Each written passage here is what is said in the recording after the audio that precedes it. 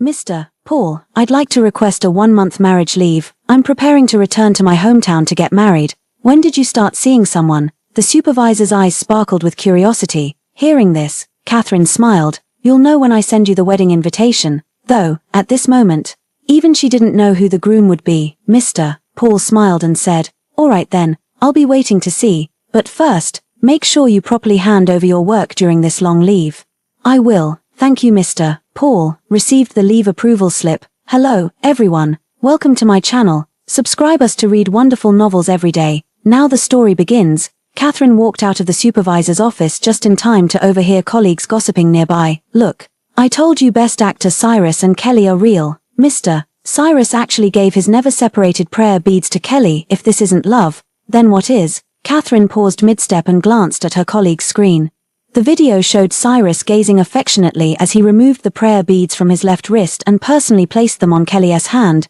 These prayer beads have never left Mr. Cyrus's wrist since his debut. They must hold immense significance. But now he just gave it to Kelly. The favoritism is so blatant. Her colleague's words drifted into Catherine's ears one by one. She stared blankly at the prayer beads. No one knew that 6 years ago. When Cyrus was injured and unconscious during his first film shoot, she had climbed the 999 steps of Lingyuan Temple, kowtowing at each one with devout prayers to obtain them for him. Yet now, he had casually given them away to someone else. Just then, a colleague spotted Catherine and quickly put away their phone, looking slightly awkward. Catherine, you're Cyrus's fan, right? Do you dislike us shipping his CP? Hearing this, Catherine smiled and shook her head. No. They do look good together, so she chose to step back, for Cyrus's sake. At 8 p.m., she returned home from work. As soon as she entered, Catherine spotted the familiar figure curled up in the corner of the sofa. Hearing the noise, the man looked up at her, his tone slightly displeased. Why are you back so late? Working overtime again. It was none other than the actor Cyrus, who had trended on social media that very day. Catherine hummed in acknowledgement, changed her shoes, and walked over. No sooner had she walked over than Cyrus reached out to grab her hand, pushing her directly onto the sofa. I told you long ago to quit that lousy illustrator job. I'll take care of you, Cyrus mumbled, then planted a liquor-scented kiss on her neck. All these years, it seemed the only reason he came to her was for this. She had known Cyrus since high school. She accompanied him from obscurity to the spotlight, and they had been intimate countless times. Yet Catherine knew they could never be considered a couple. This ambiguous relationship had lasted for 8 years now. She once fantasized that if she stayed by Cyrus's side, perhaps one day he would fall in love with her. But now, she finally understood she had merely been a joke all along. Heavy breaths and kisses rained down upon her relentlessly. As Cyrus's hand was about to slip under her clothes, Catherine pushed against him with both hands. I'm not in the mood today. She didn't actually enjoy these things, but if Cyrus wanted to, she wouldn't refuse. Cyrus paused mid-motion and immediately stood up. What a buzzkill. He sat back on the couch. Catherine's gaze traveled from his deep-set eyes, past his high nose and thin lips, slowly moving downward until it finally settled on his now empty wrist. In the end, she never asked about his Buddhist bracelet, only inquiring as usual, have you eaten? I'll go cook. Cyrus lay drowsily on the sofa and responded with a faint Catherine got up and went to the kitchen to simmer some stomach-nourishing millet porridge. By the time the dishes were ready, the porridge had finished cooking too. When he came out again, Cyrus was already asleep on the couch. She sat on the carpet, quietly gazing at that handsome, delicate face before her. In the past, no matter how many times she looked at him, her heart would race as if it were their first meeting. But today, her heart remained unusually calm. Cyrus was strikingly handsome, so much so that it felt almost unreal. She had long known that someone like him could never belong to her, but she had always been timid and cowardly. Things she wanted to do required mustering up courage first. Fortunately, at last, she had mustered enough courage to leave him. Catherine took a deep breath. In the end, she didn't wake Cyrus, ate dinner alone, and went to bed. The next morning when Catherine woke up, Cyrus was already gone. She didn't pay it any mind, had breakfast as usual, and went to work. At the office, when a colleague handed Catherine some documents, they looked at her computer screen in surprise. Catherine, you changed Cyrus's wallpaper on your computer. All these years, everyone in the company knew she was a fan of Cyrus, with his pictures as wallpapers on her computer and phone, but now, her wallpaper had changed to the most ordinary landscape photo. Catherine simply smiled calmly. Yes, I'm tired of it. I've outgrown the age of dreaming now. She no longer wanted to indulge in the illusory dreams he had brought her. Her colleague didn't ask further upon hearing this. After all, when it comes to celebrity worship, losing interest is perfectly normal. Catherine took the documents and went about her business. When handing over work, her colleagues learned about her upcoming long leave for marriage and offered their congratulations. Catherine smiled in response to each one. "I'll bring you wedding sweets when I return from my break." After work, Catherine rarely had a meal together with her colleagues. After eating and drinking to our heart's content, we went for karaoke. Inside the Prologue Club, the music was loud, neon lights flickered, and the air was thick with the smell of alcohol. On the way to the private room, Catherine caught a glimpse of a familiar figure out of the corner of her eye. It's Cyrus.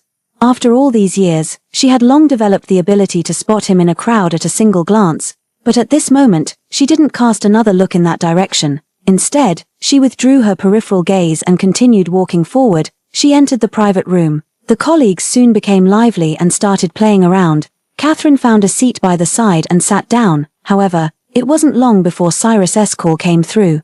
She glanced around to make sure no one was paying attention before finding an empty corner to answer the call. On the other end of the line, Cyrus's voice was as cold and commanding as ever. "I'm in the private room on the 6th floor, come here." Before she could respond, he added, "I just saw you." Catherine refused, saying, "I don't want to go." She didn't want her good mood today to be ruined. As the words fell, there was a moment of silence on the other end. Even through the phone, she could sense Cyrus's displeasure. Then, his voice carried a hint of threat. "If you don't come, then I'll come find you." Catherine pressed her lips together. She knew that with Cyrus's temperament, he would truly do it. Not wanting her colleagues to know about their relationship, she responded with a quiet, After hanging up, Catherine excused herself to the restroom and quickly left the private room, rushing all the way to Cyrus's private booth. Just as I was about to enter, voices drifted out from inside. "Cyrus, that Catherine looks plain and has such a dull personality. Aren't you tired of playing with her after so long?" My heart clenched instantly. Then, she heard Cyrus answer carelessly, "Of course it's because she's only been with me, clean." Instantly, Catherine froze in place. The word clean should have been a compliment, but at this moment, it sounded particularly nauseating to Catherine's ears. Right now, it only confirmed that leaving Cyrus was the right decision. She waited at the door for a moment before pushing it open. Those inside saw Catherine and immediately teased, "Catherine, these are all the drinks Cyrus owes from the game, hurry up and drink them for him." On the table they pointed to, a row of glasses stood neatly arranged, under everyone's gaze. Catherine lifted her eyes calmly to look at Cyrus, who sat in the center. "Did you call me here just to drink for you?" Cyrus raised an eyebrow as if it were obvious. What else? All these years, Catherine had built up her alcohol tolerance solely from drinking on Cyrus's behalf. Yet this time she refused without hesitation. "Alcohol harms the body. I won't drink." Apparently not expecting Catherine to say this, the private room fell into silence. Even Cyrus had a slightly darkened expression.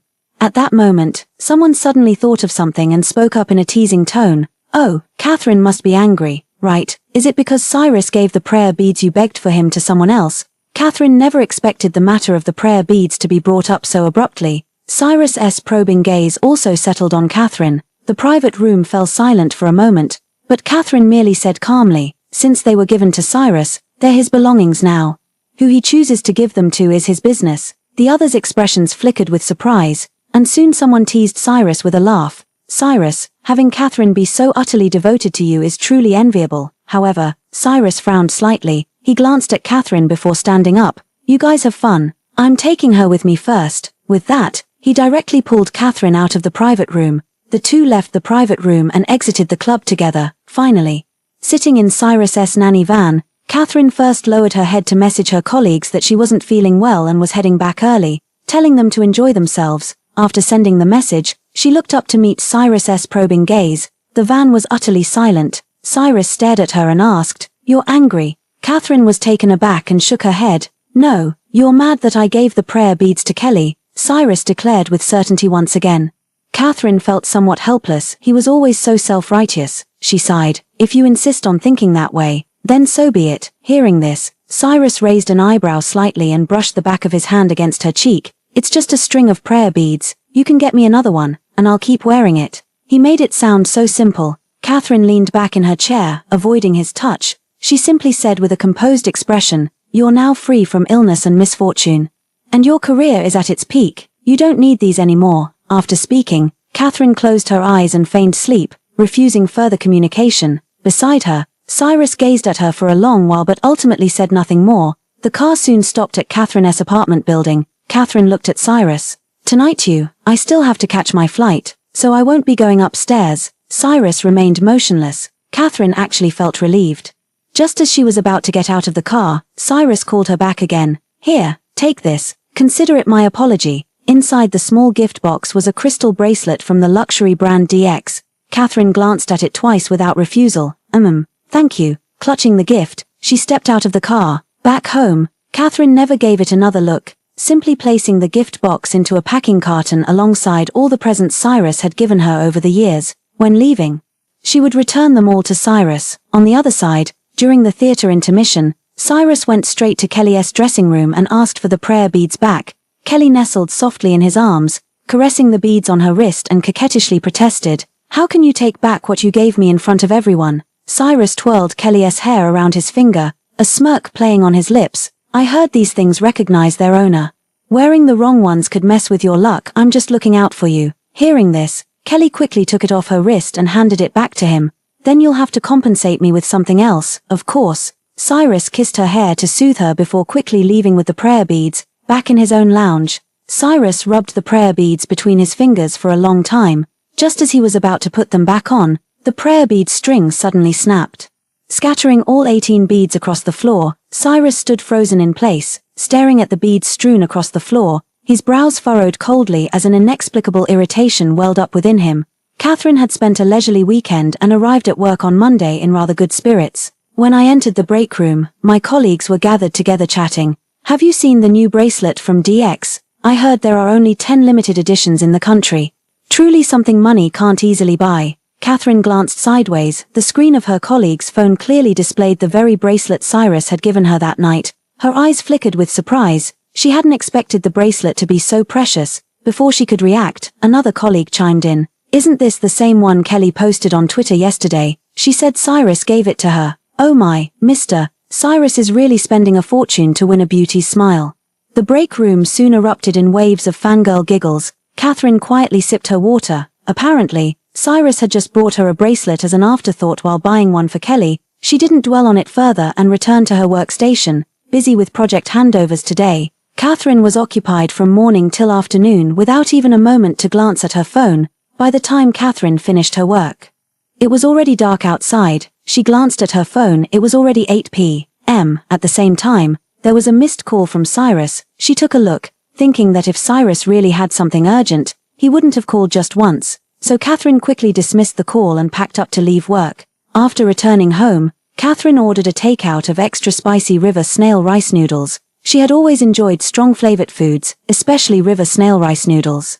But Cyrus disliked both the smell and the lingering odor it left on her afterwards, so she hadn't eaten it for many years. When the takeout arrived, Catherine couldn't wait to take the first bite, and a delicious sense of satisfaction instantly spread from her taste buds. Little did she expect, right in the midst of her feast, the door swung open. Cyrus removed his sunglasses with an expression both grim and disbelieving. "Catherine, didn't I forbid you from eating this kind of stuff at home?" Catherine swallowed the sour bamboo shoot in her mouth, completely unruffled. "You never mentioned you were coming today." Cyrus grew even more displeased. "So you think it's fine to eat whatever you want when I'm not around?" Catherine met his gaze calmly, then suddenly smiled. "Cyrus, is eating river snail rice noodles against some law?" This was something the former Catherine would never have said. Cyrus's expression shifted slightly as he studied Catherine for a long moment. Before finally wrinkling his nose and sitting in the farthest corner of the sofa from Catherine, he raised his voice with an odd tone. "Why didn't you answer my calls today?" Catherine put down her chopsticks and replied, "Too busy with work. Didn't see it. What's up?" Cyrus gave an inscrutable look. "Left something behind." "As expected. Nothing major." Catherine nodded, uttered an "oh," said no more, and buried herself back in her bowl of noodle. This attitude made Cyrus's face darken completely. Perhaps unable to bear the smell of the stinky tofu noodles any longer, Cyrus got up and went back to the bedroom, likely to fetch something. Before long, he strode out with purpose, only to open the bracelet box and ask her, "Why aren't you wearing the bracelet I gave you?" For a moment, Catherine nearly choked. When she finally caught her breath, she replied, "It's too precious, not suitable for me to wear at work."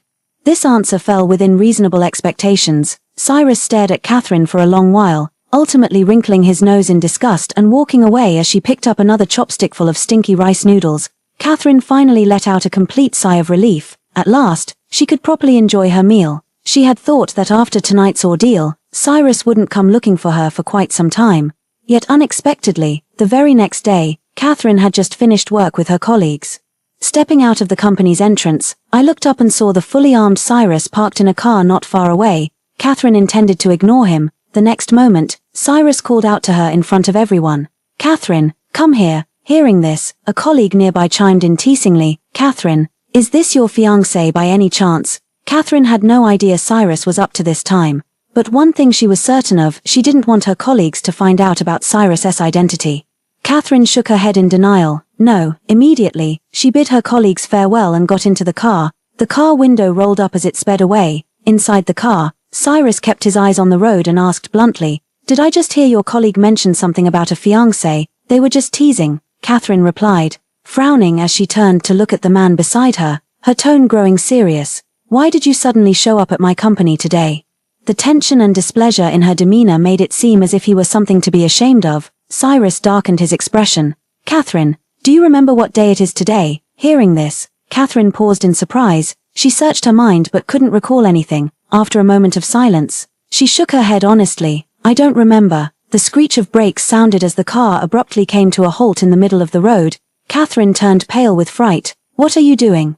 Fortunately, there weren't many cars on this stretch of road, yet Cyrus showed no intention of moving. He turned his head and stared intently at Catherine, enunciating each word clearly. "Today marks 8 years since you followed me, and it's also the premiere date of my first drama." At his words, Catherine suddenly remembered. It was this date. In previous years, she had made a point to remember it, looking forward to celebrating with him, but he had broken his promise too many times. And now she no longer kept the date in mind. Cyrus seemed to have found some unexpected enthusiasm this year. Actually remembering it again, Catherine calmly met the man's gaze, her expression tinged with confusion. "Cyrus, we're not a couple. What's the point of celebrating an anniversary?" She genuinely felt puzzled. After all, it was Cyrus himself who said they weren't a couple and didn't need to celebrate anniversaries. Little did she know that as soon as these words left her mouth, Cyrus's face darkened completely like charcoal. His hands clenched the steering wheel as he laughed in anger. "Fine, Catherine, if you want to be this stubborn with me, then don't regret it. Get out." Catherine didn't understand why her honest words had provoked such fury in him, but she had no intention of explaining herself. Work was exhausting enough. All she wanted was to go home and rest, so she simply opened the car door and stepped out. No sooner had she steadied herself than Cyrus sped away, the car brushing past her. From that day on, for the next 2 weeks, Cyrus did not appear before Catherine. Catherine didn't care. She was busy handing over her work and packing her belongings. This house was rented for her by Cyrus, and after she got married and returned, she certainly wouldn't be living there anymore. On Saturday, Catherine arrived at Lingyuan Temple. Since it all began at Lingyuan Temple, let it end at Lingyuan Temple. After bowing 3 times before the Buddha, the divination sticks were shaken, and a lot fell out. Yet it was the worst possible lot. Treasures gained in dreams vanish upon waking. Believing Mount Nan is but a hoe to till, Catherine stared at the divination slip for a long time. The abbot nearby noticed and bowed respectfully to her. "Patron, the slip suggests that what you sought before was merely flowers in a mirror or the moon reflected in water, though this is the worst possible fortune. If you see the truth early, you will find light in darkness and escape the sea of suffering." Hearing this, Catherine pressed her palms together and returned the abbot's bow. "Thank you, abbot, I will." This illusory beauty, she had long seen through it, when leaving Lingyuan Temple. Catherine looked at the 999 steps, terrifyingly high. She thought with emotion, only the young are foolish enough to do such things. Now, just the thought of descending those steps made her feel miserable, so Catherine chose to buy a cable car ticket to go down the mountain. Catherine returned home, and it was already dark. As soon as she entered the house, she received a call from her mother back in her hometown. "Catherine, Devin happens to be going to your area tomorrow. I've arranged it for you. You two will have a meal at Riverside Hotel tomorrow. After all, you two are getting married soon. It's about time you met and got to know each other." Catherine's mom was referring to Devin, the man Catherine's family had arranged for her to marry. Devin. After hanging up, Catherine accepted his friend request. They exchanged polite introductions and settled on a time to meet. The conversation ended there, with no further follow-up. Catherine put down her phone and was about to go wash up when the door suddenly knocked. Outside stood Cyrus, reeking of alcohol, supported by his agent. The agent helped Cyrus into the living room, settled him on the sofa, then turned to Catherine with a cold expression. Catherine, I initially tolerated your relationship with Cyrus because you seemed well behaved, but I never expected you'd turn out to be the most cunning one. Catherine was confused. What do you mean? The agent glared at her coldly. He drank too much at dinner tonight and insisted on coming to your place on the way back. Catherine, I don't care what's going on between you two. I'll pick him up tomorrow morning. You must calm him down and make sure he's ready for tomorrow's live broadcast on time. With those words, the manager turned and left without even giving Catherine a chance to respond. Catherine glanced at Cyrus sleeping soundly on the couch, casually draped a blanket over him, and left it at that. The next day, Catherine had just stepped out the door when Cyrus woke up. He sat on the couch, his face dark with displeasure. How did I end up here? You just let me sleep on the couch like this. It seems he had blacked out himself. Catherine had to explain. Your agent brought you here last night. I really couldn't drag you, so I had to let you sleep on the sofa. After saying this, Catherine tied up her long hair and walked towards the kitchen. Cyrus watched her retreating figure, then looked at the blanket on himself, and eventually let go of his anger. The hangover made Cyrus's head throb. He glanced at the time on his phone and got up to head to the kitchen. No need to make hangover soup, just brew me some honey water. I'll recover a bit before heading out for my schedule. Little did he know, as soon as these words were spoken, Catherine looked at him with an awkward expression. We're out of honey. Maybe have your manager buy some on the way. It was only then that Cyrus noticed what she was cooking in the pot wasn't hangover soup at all, but the century egg and lean pork congee he detested most. His previously improved expression darkened completely. Cyrus said nothing, returning to the living room to grab his coat before leaving. With a loud bang, the door slammed shut. Catherine stood frozen in place for a long moment. She only snapped back to attention when the pot began to bubble. Continuing to simmer her porridge, after breakfast, Catherine received a message from Devin. Should I pick you up this afternoon, or will you come on your own? He was referring to their dinner plans at Riverside Hotel. Catherine quickly replied, I'll go by myself. Devin, all right. No further words were exchanged between them. Catherine could also tell that her fiancé was clearly as reserved a person as she was. 3 p.m. Catherine rarely put on makeup for herself. But today she did before heading to Riverside Hotel for the meeting. When she saw Devin in person, Catherine was somewhat surprised. He was more handsome than in his photos and more talkative than on WeChat. The meal lasted nearly an hour. When their conversation was winding down, Catherine walked out of the private room side by side with him, ready to leave. Unexpectedly, as they looked up, they came face to face with Cyrus, who was about to enter the opposite room, his arm linked with Kelly. Just one glance was exchanged. Catherine quickly averted her gaze, pretending to be a stranger as she walked forward with Devin. She knew Cyrus, he would never abandon Kelly for her. And Catherine was right. Even as she and Devin left the hotel, there was no movement behind them. Then, Devin turned to her and asked, Let's go to the nearest bridal shop. All right. They had just agreed to take advantage of their free time today to go pick out a wedding dress.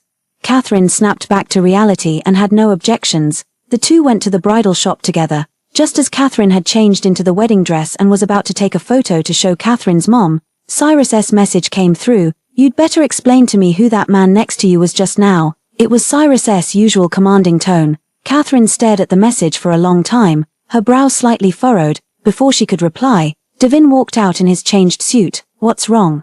Catherine didn't reply, exiting Cyrus's chat window as she shook her head. It's fine. Let's take a photo to show my mom. Okay. The two took a mirror selfie together, and Catherine sent it to Catherine's mom. After finalizing the wedding dress, Catherine politely declined Devin's south offer to drive her home, parting ways with him at the bridal shop entrance. Span on the taxi ride home. Span. Cyrus's call came through almost immediately, and Catherine still answered it.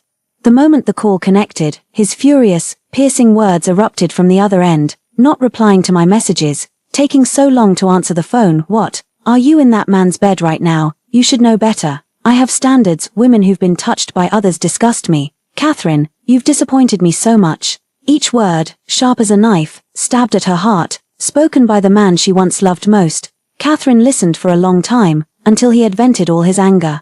Then she spoke softly. But Cyrus, have you forgotten? It was you who said on the very first day that neither of us has the right to interfere in each other's lives. Cyrus was left speechless by her words, falling silent for a long while, and Catherine hung up the phone directly. From that day on, Cyrus didn't contact Catherine, nor did he come to the apartment. The last day before the vacation, Catherine received a wedding invitation from Devin. printed with their photo taken at the bridal shop. On the phone, Devin asked her, "Do you really not regret it, marrying after just one meeting with me?" Catherine turned the question back to him. "What about you? Don't you regret it? With your qualities, you could easily find someone better." There was a brief silence on the other end, followed by a soft chuckle. "Catherine, you're very different from what I imagined." Catherine smiled. Devin was quite different from what she had imagined. This arranged marriage by their parents didn't seem as unacceptable as it had at first. After filling out the wedding invitations, Catherine kept her promise and sent one to Mr. Paul. With all her work handed over, she officially began her wedding leave. First day of vacation, Catherine finished packing all her remaining belongings at home. Unnecessary items were thrown away, while more valuable ones were listed on second-hand platforms. In the end, only her personal belongings remained at home, all fitting neatly into a single suitcase. The second day of her vacation was the day she returned to her hometown. That morning, Catherine sat in the living room, staring at the cardboard box in front of her. Inside were the luxury items Cyrus had given her over the past 8 years: Hermes bags, Cartier jewelry, and the like. She also held a bank card in her hand, the one Cyrus had been depositing money into for her every month. Over the years, she had accumulated several million, yet not a single penny had she touched. Now she had to return all these things to their rightful owner. This would completely sever the entangled relationship they had maintained for the past 8 years. But Catherine found that whether she messaged Cyrus or called him, without exception, she was blocked every time. It seems he really didn't want to have any further involvement with her. Well, soon enough he would get his wish. But these things she ultimately didn't want to owe him. Cyrus had a physical fastidiousness, while she had an emotional one. She couldn't accept money tainting the purity of their relationship. In the end, Catherine chose to call Cyrus's agent. "Where is Cyrus now? I need to talk to him." There was a brief silence on the other end before the agent replied, "Haven't you seen the news? Cyrus just left for the mountains to start filming his new project. There's no signal up there. Whatever you need, you can tell me. It's the same thing." Catherine could tell the agent didn't like her. It seems she and Cyrus weren't even fated to have one last phone call. "So be it," she sighed and said. "Then please tell him for me I'm leaving. If he finds time to return, remember to collect his things from the apartment and cancel the lease. I won't disturb him further. Goodbye." With that, Catherine hung up the phone. Just then, the alarm reminding her to leave for the airport went off. Catherine took one last look at the house she had lived in for 8 years, then pulled her suitcase and walked out without turning back. The door slammed shut, leaving only silence and emptiness in the house. On the living room coffee table inside, bank cards and house keys were neatly arranged, and one of her wedding invitations, half a month later, at a hotel in the mountainous area. Cyrus finally had some time to rest, but when he took out his phone, there were no messages from the person he was hoping to hear from. He frowned, pressing his lips tightly together. He had been somewhat angry before and had blocked Catherine, but it was only for a week. He just wanted to teach Catherine a lesson. Yet after all this time, Catherine hasn't even called or sent a single message. Cyrus rubbed his temples with his fingertips, his expression darkening. For the past month, he'd been feeling an inexplicable unease that kept slipping through his fingers. He kept dreaming of Catherine from time to time. In his dream, Catherine slowly faded from his sight. Each time he woke up, his heart ached faintly. He thought that after finishing this film shoot, he would give Catherine a way out. But Catherine didn't even send him a single message. Cyrus grew increasingly sullen, tossing his phone aside without another thought. When Cyrus's scenes were finally wrapped, his agent Duke personally came to pick him up. Inside the van, Agent Duke sat in the passenger seat, watching Cyrus's pale expression through the rearview mirror. After hesitating for a moment, he spoke up. 2 weeks ago, Catherine called me." Cyrus looked up. "Why would she call you?" The Agent Duke smiled. "She said she was leaving and asked you to go back to terminate the lease when you're free, but it's definitely just her way of trying to reconcile.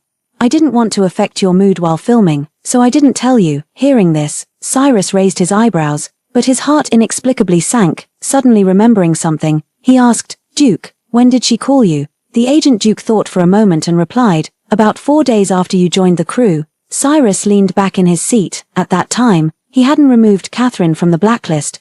But how could she endure not contacting him for half a month? A vein throbbed at his temple. His irritation growing increasingly unbearable, he tugged at his collar irritably, pulled out his phone, and texted his 3 buddies. "Meet at dusk tonight." Cyrus returned home, wanting to catch up on sleep, but found himself unable to drift off. Night fell quickly. Cyrus was already drinking in the private room. His brothers watched, exchanging puzzled glances. One of them spoke up. "Cyrus, What's wrong with you? Cyrus lazily leaned back on the sofa, holding a wine glass. Nothing much. Someone guessed. Could it be because of Catherine? Cyrus said calmly. I can't believe she managed not to contact me for half a month. Someone chuckled and said, Cyrus, someone like her would never leave you. She's utterly devoted to you. I don't believe she could go a lifetime without reaching out. Cyrus smiled, raised his glass, and said, well said, let's keep drinking. Though he thought this way, the inexplicable emotion grew even stronger after Cyrus waited another week. And news of his wrap-up was already posted online. Catherine still hadn't contacted him. This made him somewhat restless, as if something was slowly slipping away. In the past, even if he was away for just a week, she would send a caring message. Besides, now that he's had a quarrel with Catherine, shouldn't she be the one rushing to apologize? Cyrus knew Catherine hadn't contacted him all this time, and now his mood was growing increasingly unsettled. In the end, he couldn't resist going to find Catherine first. He disdained the idea of seeking out Catherine before she came to him, but his heart played tricks on him. Cyrus drove to the apartment. At the door, he felt uneasy and quickly took out his key to insert it into the lock. Click. As soon as the door opened, Cyrus didn't even have time to step inside. What met his eyes was an empty house, and on the coffee table lay a glaringly red wedding invitation. Cyrus stood frozen in place. He walked forward in disbelief, staring fixedly at that wedding invitation. To Cyrus, his brows furrowed deeply as he instinctively called into the house, Catherine, what the hell are you up to? But the empty house offered no response. Cyrus held his breath, then picked up the wedding invitation. Before his eyes were Catherine and the man he'd seen at the hotel that day. Yet the invitation didn't contain traditional wording. It bore just one line, Cyrus, I'm getting married. May your star continue to rise. And may I find happiness in the years to come. No wedding address, no message whatsoever. She simply left behind her wedding photos and a final farewell, vanishing from his world. In the cardboard box beside him were all the things he had given to Catherine, along with the bank card he had given Catherine. Cyrus's eyes burned crimson as he pulled out his phone to call Catherine, only to hear the automated message, the number you have dialed is not in service. He then tried messaging Catherine, but was met with a red exclamation mark. Cyrus clenched his teeth, his heart pounding violently. He had never imagined Catherine would leave him. But now that Catherine was truly gone, he couldn't bear it. As he stared at these things, his chest seemed buried in bitterness, the veins on his tightly clenched hands bulging. Cyrus finally stormed out of the apartment, drove to a bar, and started drinking, messaging someone to join him. The other brothers who arrived saw Cyrus drinking alone again, and this time he was going at it hard. They were all taken aback. The three of them whispered among themselves, what's wrong with him this time?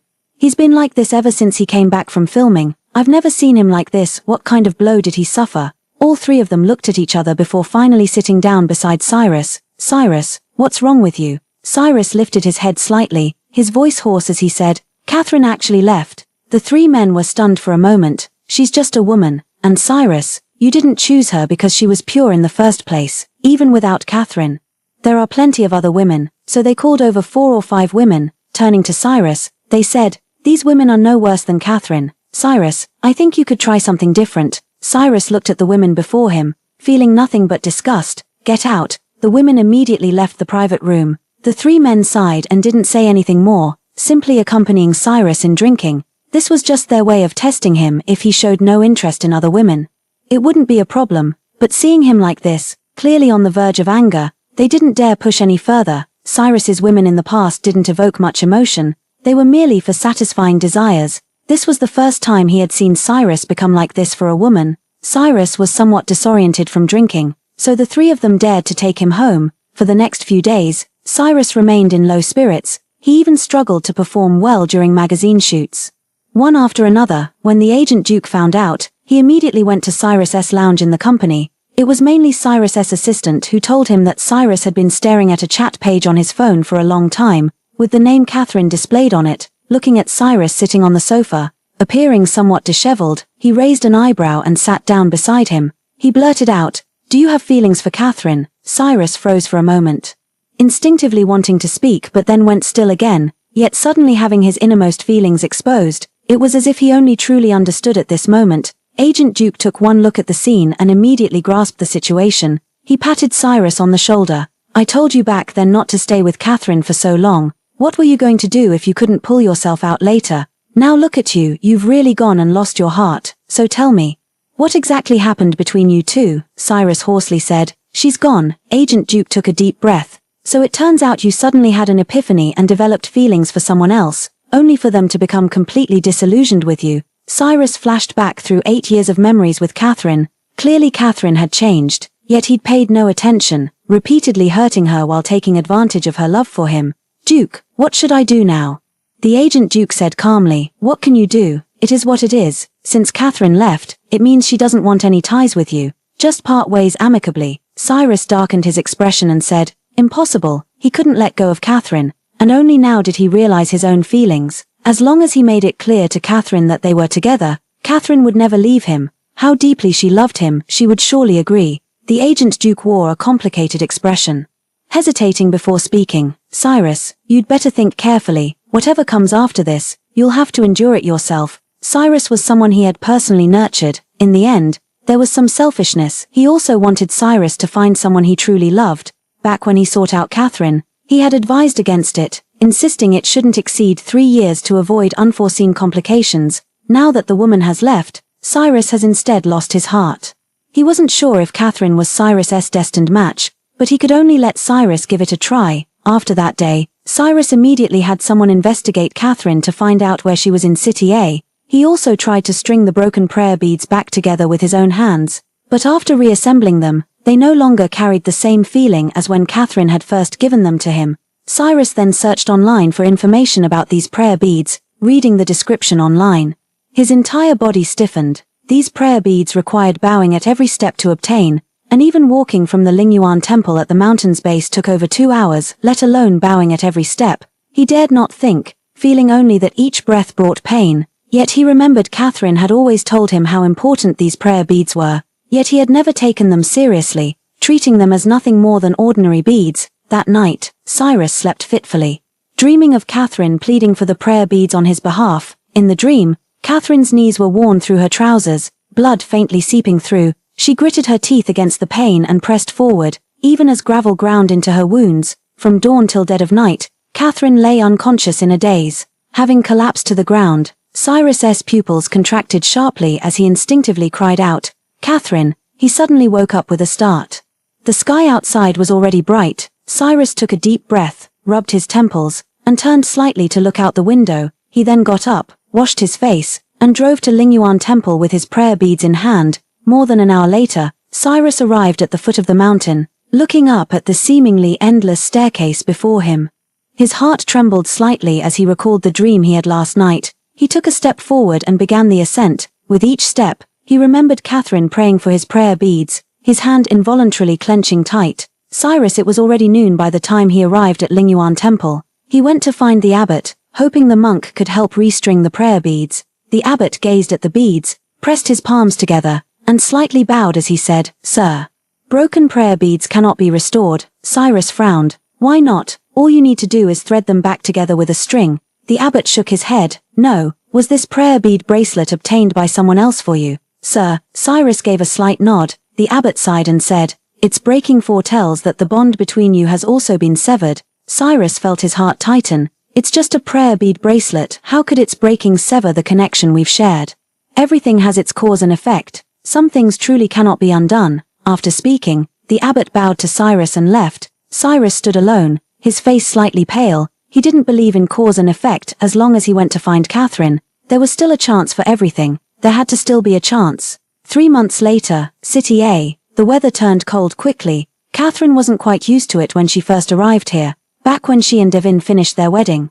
Devin went abroad shortly after. Just as she was preparing to return to the company, she suddenly received Mr. Paul's promotion, transferring her to work at the City A headquarters. So she didn't return to South City, but came directly from her hometown to City A. Catherine moved into the apartment prepared by the headquarters as soon as she arrived. Here, she changed her SIM card and re-registered all her social media accounts. After reconnecting with her former supervisor, familiar colleagues, and family members, she completely deactivated her previous social media accounts and phone number. She began her new life. The colleagues at the headquarters are also easy to get along with, and the leaders are all very nice. Catherine felt that coming to the headquarters was the right decision. Late at night when she was about to sleep, the doorbell suddenly rang. Catherine was startled, hesitated for a moment, and then walked toward the door. At first, she thought it might be some kind of troublemaker, but peering through the peephole, she saw a person wearing a mask and sunglasses. Yet Catherine instantly recognized it was Cyrus. Catherine paused in surprise. She never expected Cyrus to come looking for her. After all, she had already left, and someone like Cyrus wouldn't actively come looking for her. That just wasn't like him. She felt somewhat irritated, unsure why Cyrus had come. Catherine stood in the entryway for a while but didn't open the door. She returned to her room, thinking perhaps Cyrus would leave when he realized she wasn't answering. Cyrus wasn't particularly patient to begin with. Catherine lay on the bed, closed her eyes, and fell asleep instantly. Outside, the doorbell rang twice before falling silent again. Ding dong. The alarm on the phone rang. Catherine groggily opened her eyes, lazily reaching for the phone on the nightstand to turn off the alarm. After checking the time, she snuggled deeper under the covers. Winter was approaching. City A mornings were already chilly. Catherine felt particularly reluctant to leave her warm bed. After about 10 minutes, she reluctantly got up to wash up. When she came out, she changed into warmer clothes. Then she casually fried an egg, toasted 2 slices of bread, and ate them without much thought. She glanced at her phone. It was almost time for work. Changing her shoes and grabbing the bag hanging by the entrance, she opened the door, ready to head to work. But as soon as she took a step forward, her gaze fell upon a person collapsed at her doorstep. Catherine froze for a moment, then furrowed her brows. It was Cyrus. Why hadn't he left last night?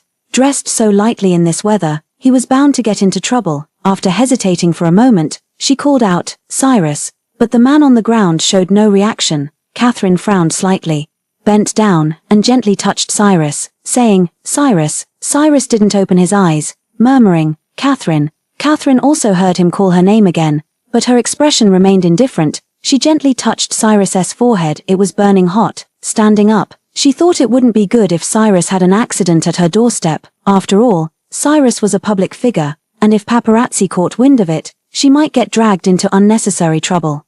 Catherine then searched the unconscious Cyrus's body for his phone, used his hand to unlock it, and called his assistant. A voice came through the phone. "Cyrus, where are you right now?" Catherine explained. "Cyrus is in City A and seems to have a fever now. Please come quickly." On the other end, Assistant Galen was startled. "What? I'll head over right away. Please take care of him, Ms. Catherine." The call was then hung up. Assistant Galen hurriedly messaged the agent Duke.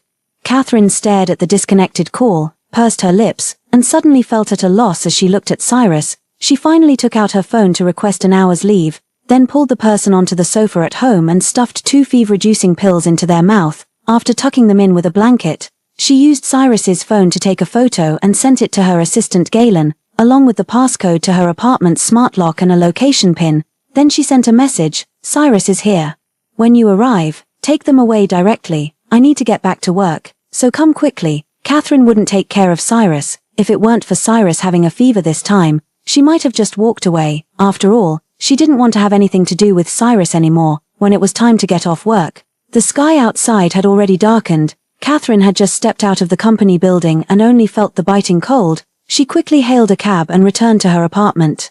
Originally Catherine thought Cyrus had already left, but unexpectedly when she opened the door, the lights were on inside. Catherine frowned tightly. Hadn't Cyrus's assistant arrived yet? She walked in puzzled. No one was in the living room, but the sound of running water came from the bathroom. Catherine looked at the clothes Cyrus had left in the living room, her expression darkening slightly. He really made himself at home, treating her place like his own. After a moment's wait, the sound of water from the bathroom stopped, and Catherine glanced up to see Cyrus stepping out with just a towel around his waist. Eyes met. Catherine threw his clothes at him. "Put them on." Cyrus simply looked at her quietly before obediently putting on the clothes. Catherine pointed to the door again. "Get out." But this time, Cyrus didn't listen to her.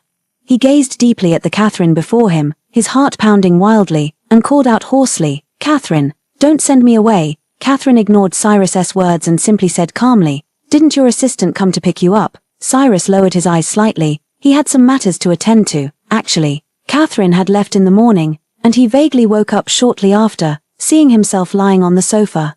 He was pleasantly surprised. Catherine still couldn't bear to see anything happen to him. Then his phone rang. It was his assistant, Galen, calling. He also knew that Catherine had asked Galen to come, but he didn't let Galen pick him up. Catherine crossed her arms and looked at him, her tone dismissive as she said, "If he doesn't have time, and you're awake now, you can leave." She didn't want Cyrus to be here with her. Cyrus felt his heart tighten as he rose from the sofa.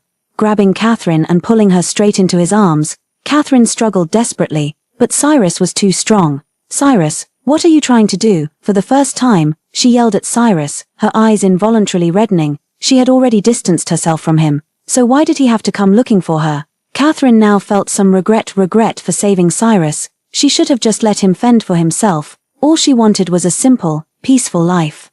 She truly didn't want to have anything to do with Cyrus anymore. Cyrus felt a pang in his heart before finally releasing Catherine. His deep gaze locked onto hers as he asked in a low voice, "Why did you lie to me? Why did you leave?" Catherine took a deep breath and said, "What did I lie about? This is my private life. I can go wherever I want. I called you before, you were the one who blocked me. You saw all those things, I didn't touch any of them.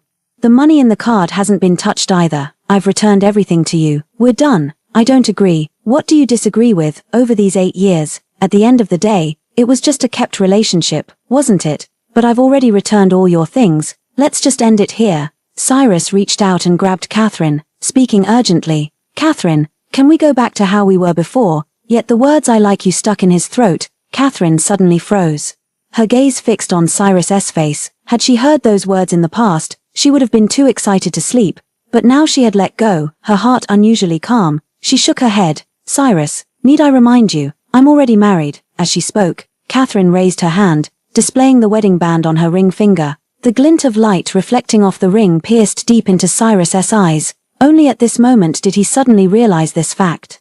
His eyes filled with disbelief as he hoarsely asked, "Did you really marry someone else? Don't you want me anymore?" "Yes." Catherine directly cut off Cyrus's words. "So please don't disturb me anymore." Cyrus looked at her resolute gaze and ultimately turned to leave. Catherine finally let out a sigh of relief, she thought. Given Cyrus's temperament, he probably wouldn't come looking for her again. Catherine took a shower and then looked up the company's current client, novelist Greg, online. His reputation was big, and his background was even bigger, but his temper was the biggest of all. After reading through it all, I spent a long time without finding anything useful, just witnessing his infamous scenes of cursing people out. Catherine couldn't help but tremble slightly at the thought. Unsure if she'd even get a few words in before being shut down, she took a deep breath, trying not to overthink it, and began reading Greg's novel. Before she knew it, she was completely absorbed. She read from evening until dawn, glancing at the time to see it was already 3 a.m. She forced herself to stop reading and finally fell asleep. Outside, the sky gradually brightened. Catherine slept peacefully. Without even opening her eyes, she fumbled for her phone on the nightstand, only struggling to open them when she finally grasped it. Seeing the caller ID Mr. Jack, Catherine instantly became alert and quickly answered the call. "Mr. Jack, what's the matter?" From the phone, Mr. Jack's hesitant voice came through. "Catherine, well, today there's a movie premiere press conference for Greg. Would you like to come with me and see him first, so you can mentally prepare yourself? But don't worry, you'll be paid overtime for this, double the amount." Catherine was taken aback for a moment before finally sitting up and agreeing readily. "All right." On the other end, Mr. Jack also sounded delighted. "Then I'll send you the location later. Let's meet at Bayou Plaza." After hanging up the phone, she immediately received the location sent by Mr. Jack. Catherine got out of the car and saw a group of reporters entering the Bayou building inside Bayou Plaza. Catherine followed Mr. Jack inside. Greg is the author, and he didn't want significant changes to the film adaptation, so he personally reviewed every scene. Catherine looked at the movie poster above, starring Cyrus. She froze, simply not expecting it to be Cyrus who played the role. But Cyrus is an award-winning actor with great acting skills, so it's normal for others to cast him. Anyway, she came for Greg, not Cyrus, so why should she care? Mr. Jack got front row tickets, so when the actors took the stage, Catherine happened to see Cyrus, and Cyrus also met Catherine. When he saw Catherine, the corners of his lips curled slightly, and he knew Catherine wouldn't dislike him. But Catherine's gaze never lingered on Cyrus. Instead, it was fixed on Greg, who was constantly arguing with the reporters. Greg naturally noticed the gaze. Shifting his eyes slightly, he saw a sweet-faced woman staring at him with a puzzled look in her eyes. He had intended to speak, but he had never seen such an expression in her eyes before, and he genuinely wanted to know why she seemed puzzled. After it was over, Mr. Jack quietly asked Catherine, "Catherine, how was meeting Greg this time?" Catherine blinked and said, "Not bad, just like what they said online." Mr. Jack twitched the corner of his mouth. "That's it, nothing else." Catherine honestly shook her head. She truly couldn't see any difference. "So do you think we can secure this project?" Have you figured out how to counter Greg? Catherine scratched her head, thought for a moment, and finally just said, "We'll cross that bridge when we come to it." She had no talent for interpersonal communication whatsoever. She could only draw what Greg wanted based on the materials he provided. Mr.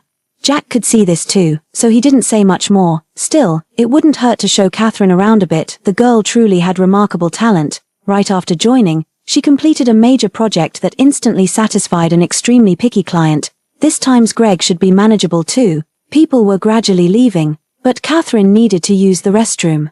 After telling Mr. Jack, she went to look for one. She didn't find the restroom but instead ran into Cyrus first. He looked at Catherine, his tone cheerful. "Catherine, did you come here just to see me?" Catherine completely ignored Cyrus and turned to leave, but her hand was caught at that moment. Cyrus gripped her hand tightly, rendering her struggles futile. Just as the two were locked in confrontation, Catherine's phone suddenly rang with an incoming call. "It's Devin calling." Seeing this name, Cyrus couldn't help but curl his lips into a faint smile. "Devin, that's the husband you mentioned, right? I've done my research. You never actually registered your marriage, just held a wedding ceremony." These words sent Catherine a chill down her spine. She indeed didn't register a marriage certificate with Devin, only held a wedding ceremony. This was what they agreed upon from the start, a 1-year trial period. When the time came, they would announce to both families that they were divorcing due to irreconcilable differences.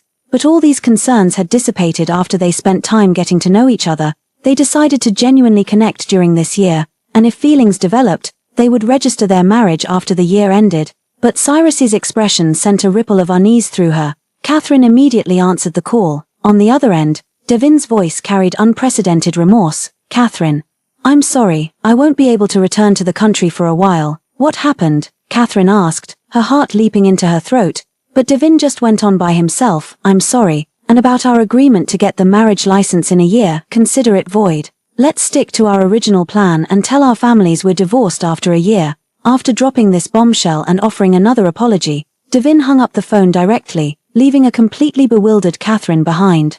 Until Cyrus beside her burst out laughing. "See, the person you picked is just like that." A single sentence made Catherine realize something. She glared coldly at Cyrus. "What did you do?" Her eyes burned with unmistakable hostility. Cyrus paused briefly, then curled his lips into a cold smile. "I didn't need to do much. I just investigated him and conveniently delivered his ex-girlfriend back to him." "Catherine, if he truly wanted to be with you, he wouldn't waver because of an ex-girlfriend. Why can't you see reason?" Cyrus's every word shocked Catherine. She didn't want to believe what Cyrus said, yet she couldn't explain Devin's sudden change either. Catherine replied coldly, "This is my business, stay out of it. I only want to hear it from him directly." With that, she turned and walked away without hesitation. Yet at the corner, she bumped into Greg, dressed in a white suit with an air of nonchalance. Greg, holding a cigarette between his fingers, spread his hands and said, "I wasn't trying to eavesdrop, you were just too loud." Catherine bit her lip, offered no reply, and strode off. After the weekend passed, Catherine was still a bit nervous at work. After all, this time she had to face Greg directly. No one knew what Greg would say. In the meeting room, Catherine looked at the man in front of her. She sat up straight, holding her laptop, ready to record Greg's words. Greg looked at Catherine's earnest expression and suddenly felt that this time she might actually deliver a satisfactory manuscript.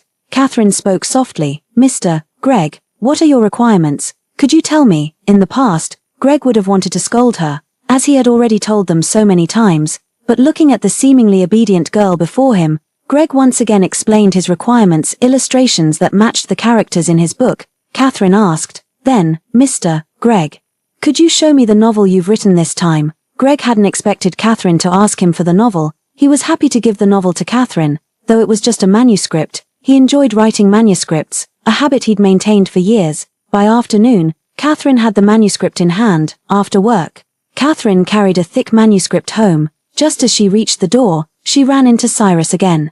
Catherine really felt that Cyrus was like a lingering ghost, since when had he become so free with his time? Cyrus saw Catherine, his gaze softening noticeably. Just as he was about to speak, he noticed the stack of papers in Catherine's arms, bearing Greg's name. His face darkened. "Catherine, when did you get involved with Greg again?" Catherine thought Cyrus was being absurd, coming to her house just to ask about her relationship with Greg. "What does it have to do with you?" Cyrus pressed his lips together, his gaze fixed on Catherine. Catherine could tell at a glance that he was angry, but what right did he have to be? They were already over. Cyrus really thought she would comfort him. He was truly delusional. Catherine ignored Cyrus and went straight to opening the door to enter her home. She had already changed the password on the smart lock at home the day Cyrus left. She was afraid that if she hadn't changed it, Cyrus would open the door and be waiting for her inside. Cyrus wanted to come in. Catherine turned around and said to him directly, "Mr. Cyrus, if you come in, I won't hesitate to call the property management." Cyrus froze mid-step, then withdrew his foot. Catherine was about to close the door when she saw Cyrus pull back. The next moment, Cyrus reached out to stop her. "Wait." Catherine raised an eyebrow slightly. "Catherine, I'm going back to South City for a few days." Catherine found Cyrus inexplicable and replied indifferently, "Then go back. Why tell me?" Cyrus wanted to say something but hesitated, unsure how to begin. Catherine couldn't be bothered to talk to Cyrus any longer and simply shut the door. After the door closed, Cyrus remained standing outside for a long time before finally leaving. Meanwhile, Catherine casually cooked herself dinner, and after eating, began reading the novel Greg had given her. Following both Greg's instructions and the descriptions in the novel, she sketched out a rough outline. By the time she finished all this, it was almost midnight. Catherine quickly took a shower and went to bed. In her free time, Catherine couldn't help but think of Devin. After that phone call, Devin sent her a long string of messages. The explanation was no different from what Cyrus had said. Devin had indeed run into his ex-girlfriend, and truth be told, he still couldn't forget her. They had already gotten back together. Devin said he would handle the pressure from the elders at home, so she didn't need to worry about it. In the end, all he had left was an apology. Catherine looked at him and replied, "It's okay." From then on, she completely cut off contact with Devin. Fortunately, she hadn't invested too much emotion yet. She could still pull back in time. Over the next 3 days, Catherine immersed herself in work, perfected the draft, and sent it to Greg. In the office, Mr. Jack looked at the draft and asked uncertainly, "Catherine, are you sure this will really work?" Catherine nodded and said, "Mr. Jack, you can send it to Greg for a look." Mr. Jack hesitated for a long time before finally sending it to Greg. Their company had done similar things before, and one more attempt like Catherine's wouldn't hurt. Besides, this was their last chance. If it worked, it would be like striking gold. Mr. Jack asked Catherine to step out first and wait until Greg replied before calling her back in. After coming out, Catherine returned to her workstation, but within minutes, her phone rang. She glanced at it. It was a friend request with a note saying Greg. Catherine picked up her phone and agreed without hesitation. She saw Greg send a message, "I'm very satisfied with your draft." Catherine immediately replied, "Glad to hear Mr. Greg is satisfied. Greg, MS, Catherine. Could we meet tomorrow to chat?" Catherine thought for a moment before replying, "Of course." Then Greg sent her the address of a coffee shop. The next day, the temperature suddenly dropped significantly. Snowflakes began to fall outside the window. Catherine pulled out her thickest down jacket and wrapped herself in a scarf before heading to the coffee shop. After meeting, she began explaining the concept behind her draft. Greg found himself liking it even more.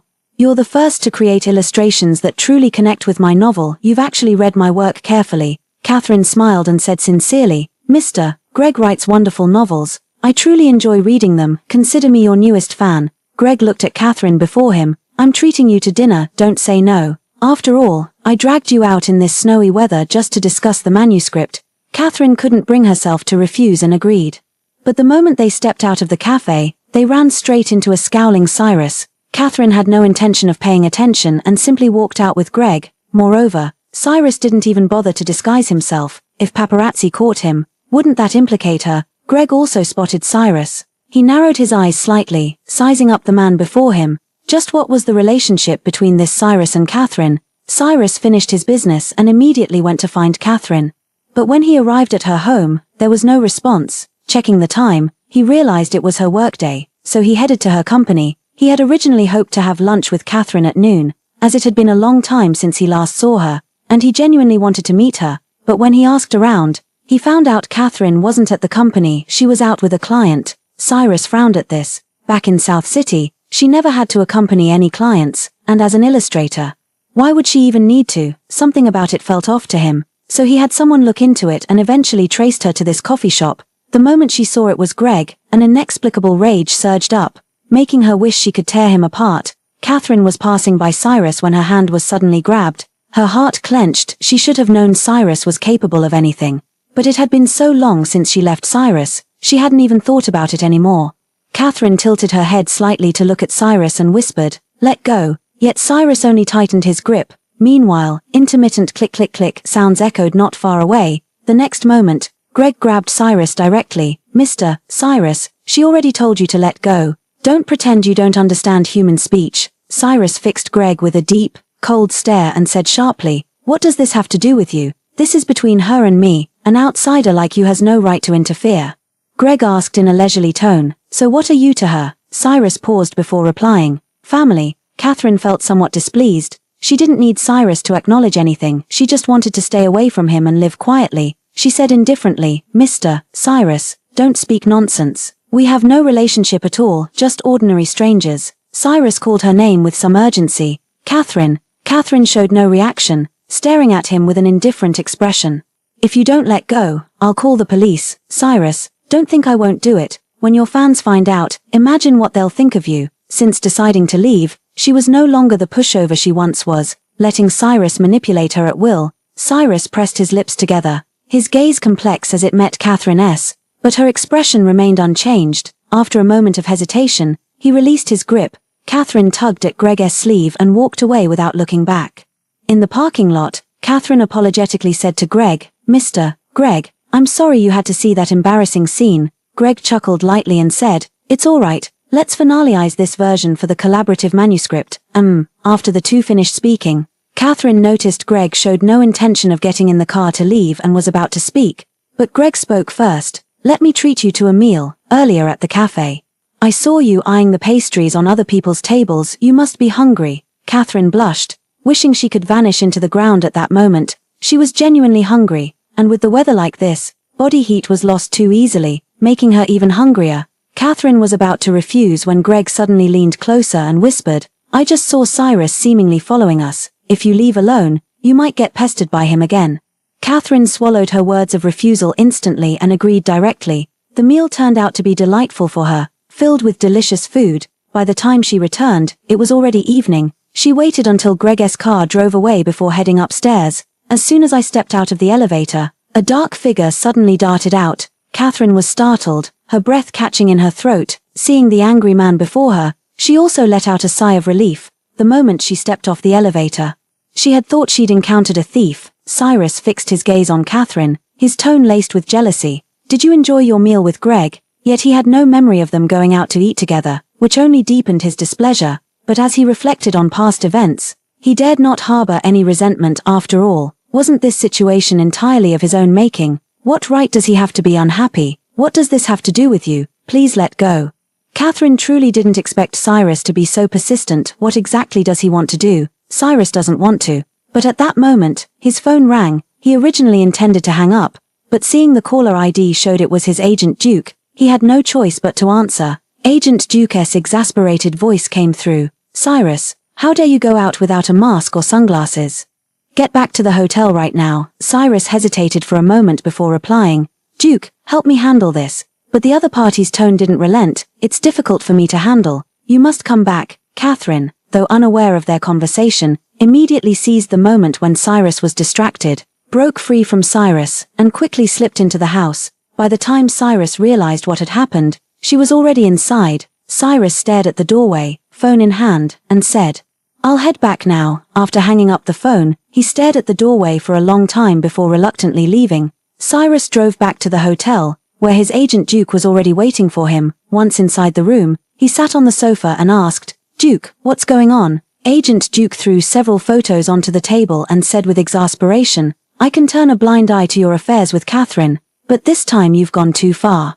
How could you dare to go out like this without any disguise, and to be seen entangled with Catherine? You're practically inviting the paparazzi to take photos openly. You're not an ordinary person, you're an award-winning actor. How do you expect your fans to see you now?" Cyrus leaned back on the sofa, his expression unchanged, and calmly asked, "How much do they want? Is this really about money? After what happened during your outing, they'll probably follow you everywhere from now on. The best solution is for you to join a film crew during this period. I've already picked a script for you. It's the type you like." Cyrus flatly refused. "I can't join any crew right now. If he joins the production, he wouldn't be able to see Catherine for months, maybe even half a year. Who knows what could happen in that time? And now with Greg suddenly appearing, there's no way he could feel at ease." The agent Duke nearly choked on his breath when he heard Cyrus's words. Then what do you want to do? I don't interfere with your affairs with Catherine, but this is going too far. Cyrus crossed his legs, half closed his eyes, and after a moment of contemplation, spoke. Then let it come out. They'll find out eventually anyway. The agent Duke was on the verge of tears. I think you just enjoy tormenting me. This can't be revealed now, and your relationship with Catherine, what if she gets provoked and decides to expose something? I told you this needs to be done step by step. Unless you successfully pursue that person, this matter absolutely cannot be exposed. I'll handle the paparazzi side of things. You should think carefully too. With that, he left the room, giving Cyrus space to reflect. He believed Cyrus wasn't incapable of understanding. In the end, Cyrus sent a message to his manager Duke, instructing him to proceed as discussed. He would pay attention to it himself from now on. Agent Duke took a step back. Since Cyrus wasn't willing to join the production team, they could just record a variety show first to get through these few days. Cyrus agreed as well. Catherine noticed that Cyrus hadn't come to harass her these past few days, and her mood had improved considerably. After landing Greg's big order this time, the company team-building trip went to Sonia. On the shores of Sonia, Catherine was sunbathing when two young guys approached from not far away. One of them hesitated for a moment, took out his phone, and said to her, "Miss, can I get your contact info?" Catherine froze for a moment, then reached for her phone, about to say yes, but a familiar voice came from behind. "She has a boyfriend." The young man looked disappointed and quickly left with his companion. Catherine immediately said, "I don't have a boyfriend." The young man had just spotted Catherine and the man behind her. Though the other wore sunglasses, that icy gaze was unmistakably fixed on him. Whether this beauty was taken or not, he didn't dare approach anymore. Catherine sighed involuntarily after speaking, watching as the person still walked away. A gloomy voice sounded, "Heartbroken you didn't get his number." Catherine clenched her fists. She truly felt Cyrus was like a haunting ghost. What right did he have to control her? She turned to face the well-armed man, clenched her teeth, and finally pushed past him. Conversations with Cyrus always revolved around the same few phrases. She had nothing to say, and Cyrus wouldn't listen anyway. Why waste her breath? Cyrus called out to Catherine, saying, "Catherine, I've figured it out. I'll give you an explanation." Catherine paid no attention to Cyrus's words and quickly walked away. Cyrus watched Catherine's retreating figure. These past few days of filming the variety show here had introduced him to a married couple, which helped clarify one thing in his mind. Since he liked Catherine, why should he be too afraid to say it? Perhaps if he bared his feelings, Catherine would forgive him. Catherine's good mood for the day was utterly ruined by Cyrus. She returned to the hotel and didn't come out again. While scrolling through her phone, she happened to come across behind-the-scenes footage of Cyrus filming the variety show. She couldn't help but resent herself for not seeing it before the team-building event. Then she wouldn't have come to Sonia at all, on the very first day here. I ran into Cyrus. Catherine truly felt she was out of luck. In her room, she started reading Greg's novel. Greg had mentioned he'd hire her for the next illustrations. She wanted to see what style Greg was mainly going for. Plus, his novels were so well written they never bored her, a perfect way to pass the time. After looking at just a few, Catherine received a message from Greg. "MS. Catherine, I have a short story I finished a few years ago but never published. I've been organizing it these past few days and thought about adding some illustrations. Would MS. Catherine be willing to take on this job?" Catherine replied without hesitation, "Of course I would. There was money to be made. How could she possibly refuse?" She wasn't a fool. On the phone, Greg texted again. "Can we meet face-to-face tomorrow?" Catherine sent an apologetic emoji in response, then replied, "Mr. Greg, I'm sorry. Our company is currently in a team-building period. It'll be about 14 days before I return." After sending this message, seeing no immediate reply, she panicked, fearing Greg might change his mind. But the next second, Greg replied, "Where?" Catherine didn't hide it. "Sonia." Then Greg politely responded, "All right, have fun then. We'll talk about work when you're back." Catherine read the following words and felt relieved. At least this collaboration was saved. Catherine felt drowsy as she looked at her phone and soon fell asleep. When she woke up again, the sky outside the window had turned dark. She rubbed her eyes and picked up her phone, only to find several messages from her colleague. Catherine replied that she had just woken up and wouldn't be attending the bonfire party being held there. She was still somewhat sleepy, lacking energy, and didn't want to dampen everyone's spirits. Catherine got up, left the room, and went downstairs to eat something. Just as she was enjoying her meal, she saw Cyrus's assistant Galen approaching. With a grim expression, he said to her, "MS. Catherine, Cyrus is in trouble. Will you come with me to see him?" Catherine glanced over and replied leisurely, "If he's in trouble, go to the hospital. What do you need me for?" The assistant Galen hesitated and said, "He wants to see you, otherwise, he refuses to go to the hospital." Miss Catherine, you know Cyrus is a public figure. If something happens, it'll definitely make headlines again. Catherine put down her chopsticks. What does that have to do with me? Don't come looking for me anymore. She got up and left directly. She had been quite happy earlier, but now she didn't even have an appetite for food. Catherine was about to return to her room. On the way, she was suddenly pulled into a room. The room was dim, with candles arranged in the shape of a heart on the floor, and red roses beside them. Cyrus stood before Catherine holding a bouquet of red roses, gazing at Catherine with tender eyes. "Catherine, I like you. Give me another chance, okay?" Catherine looked at the elegantly dressed Cyrus in his suit, her expression calm. After a long pause, she frowned slightly and responded softly, "But Cyrus, I don't like you anymore." Cyrus felt it, his heart twinging, as he tried to press the red roses into Catherine's arms, but Catherine made no move to take them. She looked up at Cyrus's face and said earnestly, "Cyrus, we can't be together." From the moment she decided to leave Cyrus, they would never be together again. If only Cyrus had confessed his feelings to her back then, she would have agreed with joy in her heart. But now it's impossible. She has more or less let go of Cyrus in her heart, since there's no fate between them. It's better not to cling to it any longer. Cyrus dropped what he was holding and grasped Catherine's arms. "Can't you give me just one chance? You loved me so much before, and now I understand I have feelings for you," Catherine said flatly. "You say you like me after I'm gone, Cyrus. You just can't accept the fact that I'm leaving. If you really liked me, you would have confessed during those 8 years, not waited until now." Cyrus pleaded urgently. "I just didn't understand my heart before, but now I do. Catherine, I won't let you down this time." "Cyrus, you don't understand your heart, but you know mine. I'm tired now, there's no way for us." As the words fell, Catherine raised her hand and pushed Cyrus away. Back then, she had followed Cyrus for 8 years without a second thought, their relationship ambiguous and unclear, all of it her own doing, hoping that one day Cyrus would fall in love with her, but now that day had come. And she just felt so tired. She no longer liked him, and if she had to fall in love with the same person again, she couldn't do it. Catherine simply opened the door and walked out. Cyrus wanted to chase after her, but found himself unable to take a single step forward. His heart was so tightly clenched with bitterness at this moment. Clenching his fists, he had been utterly confident while making arrangements that Catherine would agree. After all, she'd followed him for 8 years. Didn't that prove she loved him? Yet he'd never dared imagine she truly didn't love him, that she would abandon him. He suddenly felt a sharp pain in his heart, making it hard to breathe. After leaving the room, Catherine returned to her own room and collapsed weakly onto the bed. She had said everything. Cyrus probably wouldn't bother her anymore. At least, Cyrus was the type who wouldn't follow her if she refused. Catherine drifted off to sleep, thinking of happier things. Early morning.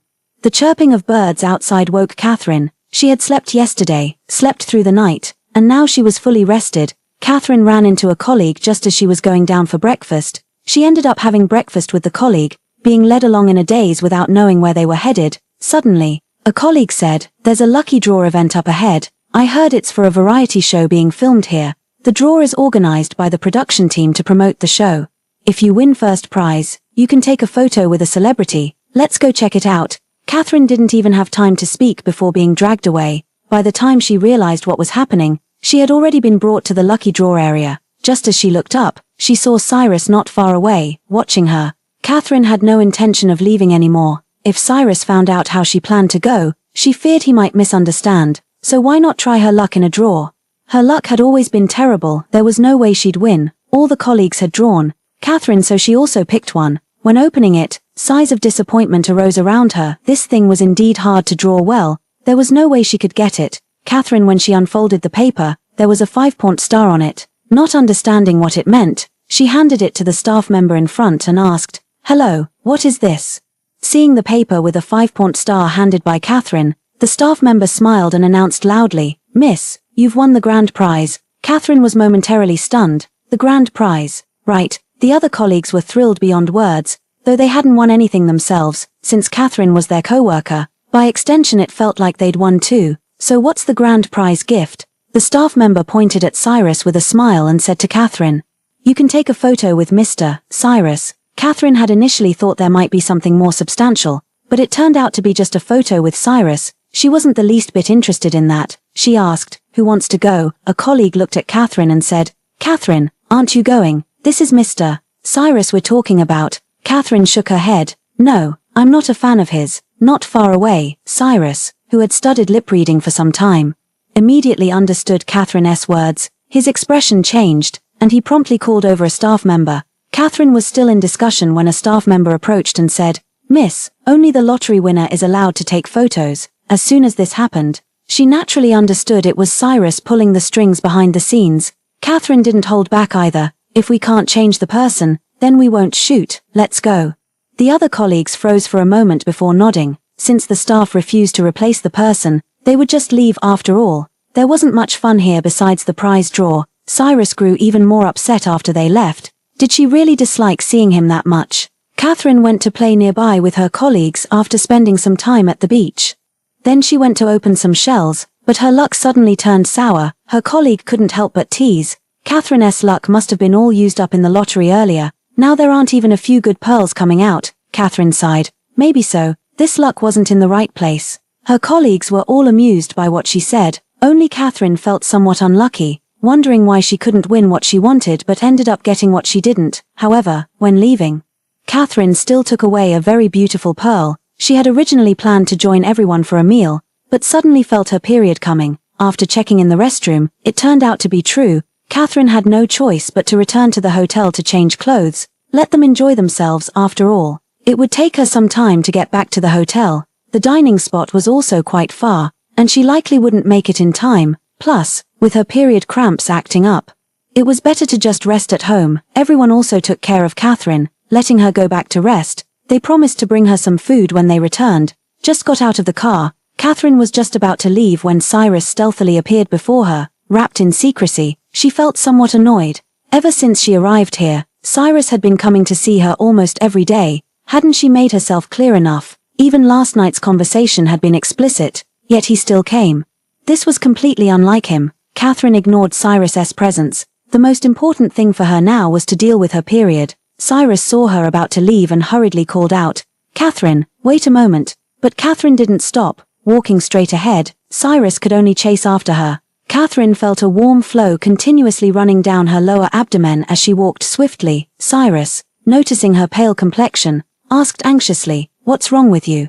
Catherine wasn't originally annoyed, but upon hearing Cyrus's words, she snapped irritably, "Your presence here is making me unhappy. Could you please leave?" Cyrus was genuinely worried Catherine might be in trouble and said calmly, "This is no time for jokes. Where exactly are you feeling unwell?" Catherine truly didn't want to deal with him and strode briskly into the hotel. Behind her, Cyrus noticed her white pants had turned red and immediately understood the situation.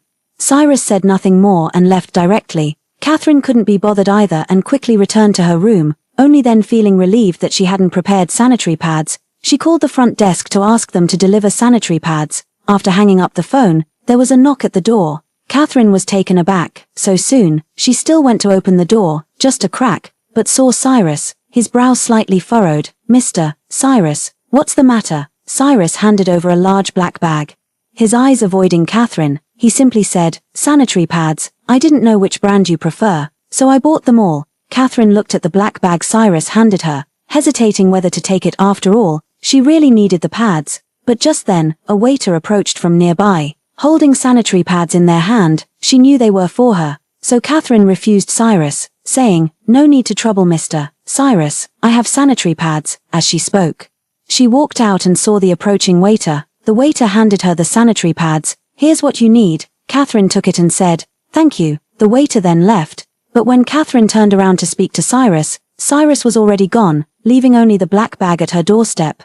Cyrus knew the moment he saw the waiter that no amount of talking would help, so when Catherine turned to receive the sanitary pads, he simply placed the items on the ground and left.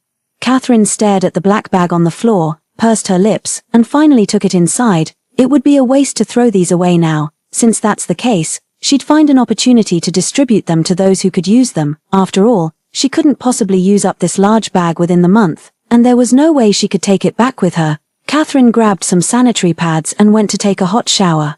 She couldn't possibly go without washing up. Her lower body was completely soaked. After showering, she collapsed onto the bed, utterly unable to move a muscle. I drifted off to sleep in a daze. By the time I woke up, it was already the next day. Catherine was starving. After a quick wash-up, she went downstairs to grab something to eat. As she stepped out of the elevator, She caught sight of someone in her peripheral vision, just as she was about to dodge.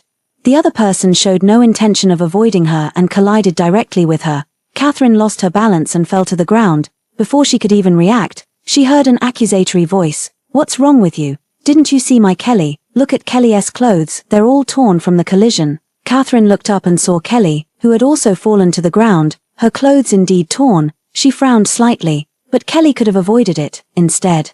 She didn't dodge and deliberately collided, this was clearly premeditated. Kelly's assistant, seeing that Catherine remained silent, raised her voice even louder. "Can't you be more careful? This outfit Kelly is wearing is extremely expensive, you could never afford to replace it. What do you plan to do about this now?" Kelly propped herself up, looking innocent as she said, "Don't speak like that. This lady didn't mean to do it, if we just explain it to the director. We can all chip in to cover the cost." Catherine still didn't say a word, as a sharp pain was now gripping her stomach. Kelly's assistant spotted the director of their variety show recording from a distance and quickly called out to him, "Mr. Jerry, could you come over here for a moment, Mr. Jerry walked over in confusion, but when he saw the clothes on Kelly, his face turned as black as charcoal. "What's going on here? Didn't I say to take good care of these clothes? They're worth over 100 million. Can you even afford to compensate for this?" Kelly's assistant pointed at Catherine and said, "Mr. Jerry, it's not Kelly's fault. This person wasn't watching where they were going and just bumped right into Kelly." Mr. Jerry saw that it was just a passerby who had caused the collision. There wasn't much he could say, since the other party had no idea how expensive Kelly's clothes were, but the money would still have to be paid. "Miss, since you've knocked someone over, let's have a talk." Catherine looked rather pale, too weak from the pain to speak. She didn't understand why it hurt so much this time. Mr. Jerry grew impatient when she remained silent. "Miss, you can't just avoid this. If you don't speak up, we'll have no choice but to call the police." A slow, deliberate voice chimed in. "Call the police? You say, do tell me more." Span. Everyone turned to look as Greg approached. Mr. Jerry certainly knew Greg and immediately bent down to greet him. "Mr. Greg, long time no see." Greg glanced over. "Have we met before, Mr. Jerry replied with an apologetic smile. "I even toasted you at the film festival last time." "Oh, don't recall that." Mr. Jerry didn't show any displeasure either, just kept smiling. Kelly had met Greg, but she only thought of him as a novelist and couldn't understand why they treated Greg with such reverence. Greg saw Catherine on the ground. His expression changed instantly as he scooped her up. Noticing her pale face, he said to those present, "If it's about her, come to me." As soon as he finished speaking, another voice chimed in. "What do you mean, come to you?" Cyrus rushed over in a panic upon hearing about Catherine's accident, only to find Greg here. Instantly sparking jealousy in his heart, he glared at Kelly and demanded, "What happened?" Kelly was startled. Did Cyrus have some connection with this woman? What if they found out? Cyrus saw that Kelly remained silent and asked coldly, "What exactly happened?" Kelly's assistant immediately stepped forward. "Mr. Cyrus, this person wasn't looking where they were going when exiting the elevator and bumped into Kelly, ruining her clothes." Cyrus turned and noticed Catherine's pale expression. Growing even angrier, his eyes darkened as he stared at Kelly and asked again, "Are you sure that's what happened? She bumped into you?" Kelly clenched her hands in the shadows. She had no choice but to stand her ground now. "Yes." Cyrus didn't mince words and said directly, "In that case, I'll cover the cost." As he spoke, he looked at Mr. Jerry. "Mr. Jerry, is that all right?" Mr. Jerry was now somewhat bewildered, mainly because Greg had just spoken up, and now Cyrus was also involved. This girl's identity seemed unusual. She actually knew both of them. What's more, both men were willing to compensate for her. Recovered, Catherine tugged at Greg's sleeve, signaling she wanted down. Greg suddenly lifted her up. She had been frightened just moments before. Greg understood Catherine's meaning and carefully set her down. Catherine steadied herself and said, "It wasn't me who crashed into her." She had every chance to avoid it but chose not to. Kelly's assistant snapped as if she'd swallowed gunpowder. "Don't you dare falsely accuse others. It's clearly your fault. Why won't you admit it? These two gentlemen have even offered to help you, yet you're being utterly ungrateful." Originally, Kelly had tried to stop her assistant, but failing to do so, she had no choice but to let her speak. But upon hearing her assistant's words, her vision darkened with frustration. Catherine pointed at a nearby surveillance camera and said, "There's a camera right there. If none of you believe me, just check the footage. It's not her fault. Why should she spend this money?" Kelly's mind went blank with a sudden shock. She had checked before, there were no cameras, so how could there be one now? She followed Catherine's pointing finger to a hidden corner. "If you didn't look carefully, you wouldn't notice anything at all." Kelly tugged at her assistant's hand and then spoke up. It might be my fault, my assistant overreacted. As for the dress, Mr. Jerry, I'll find a way to compensate for it. It has nothing to do with this young lady. The moment these words were spoken, everyone understood the implication. Mr. Jerry didn't want to escalate the tension either, so he said, in that case, I'll help negotiate the price for you. Kelly smiled and said, really, then thank you, Mr. Jerry. But at this moment, Greg suddenly interjected, what do you mean maybe it's your fault, since you're so unwilling to admit it?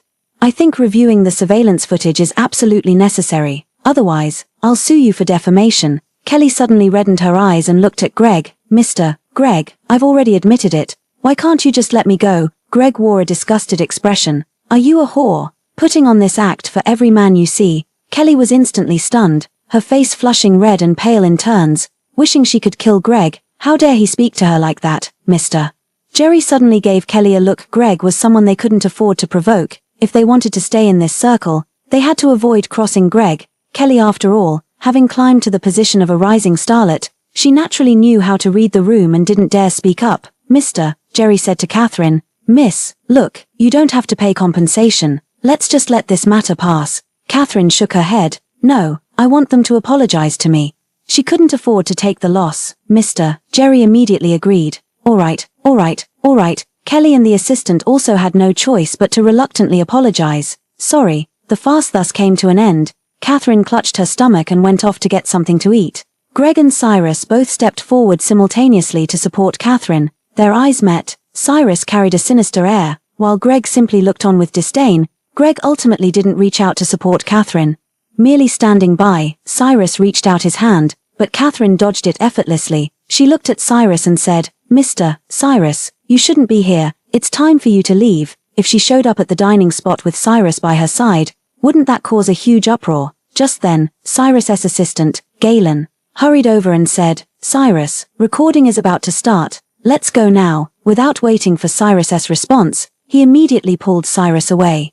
The agent Duke told him to minimize contact with Ms. Catherine. Last night, he specifically mentioned to Duke that Ms. Catherine was also in Sonia for their company retreat. Duke almost fainted upon hearing this. He had originally arranged for Cyrus to take on variety shows to avoid seeing Catherine, but now it seemed unavoidable. What a cursed fate they shared. All he could do was have his assistant Galen keep an eye on Cyrus. Cyrus left, and Catherine let out a sigh of relief. Good riddance.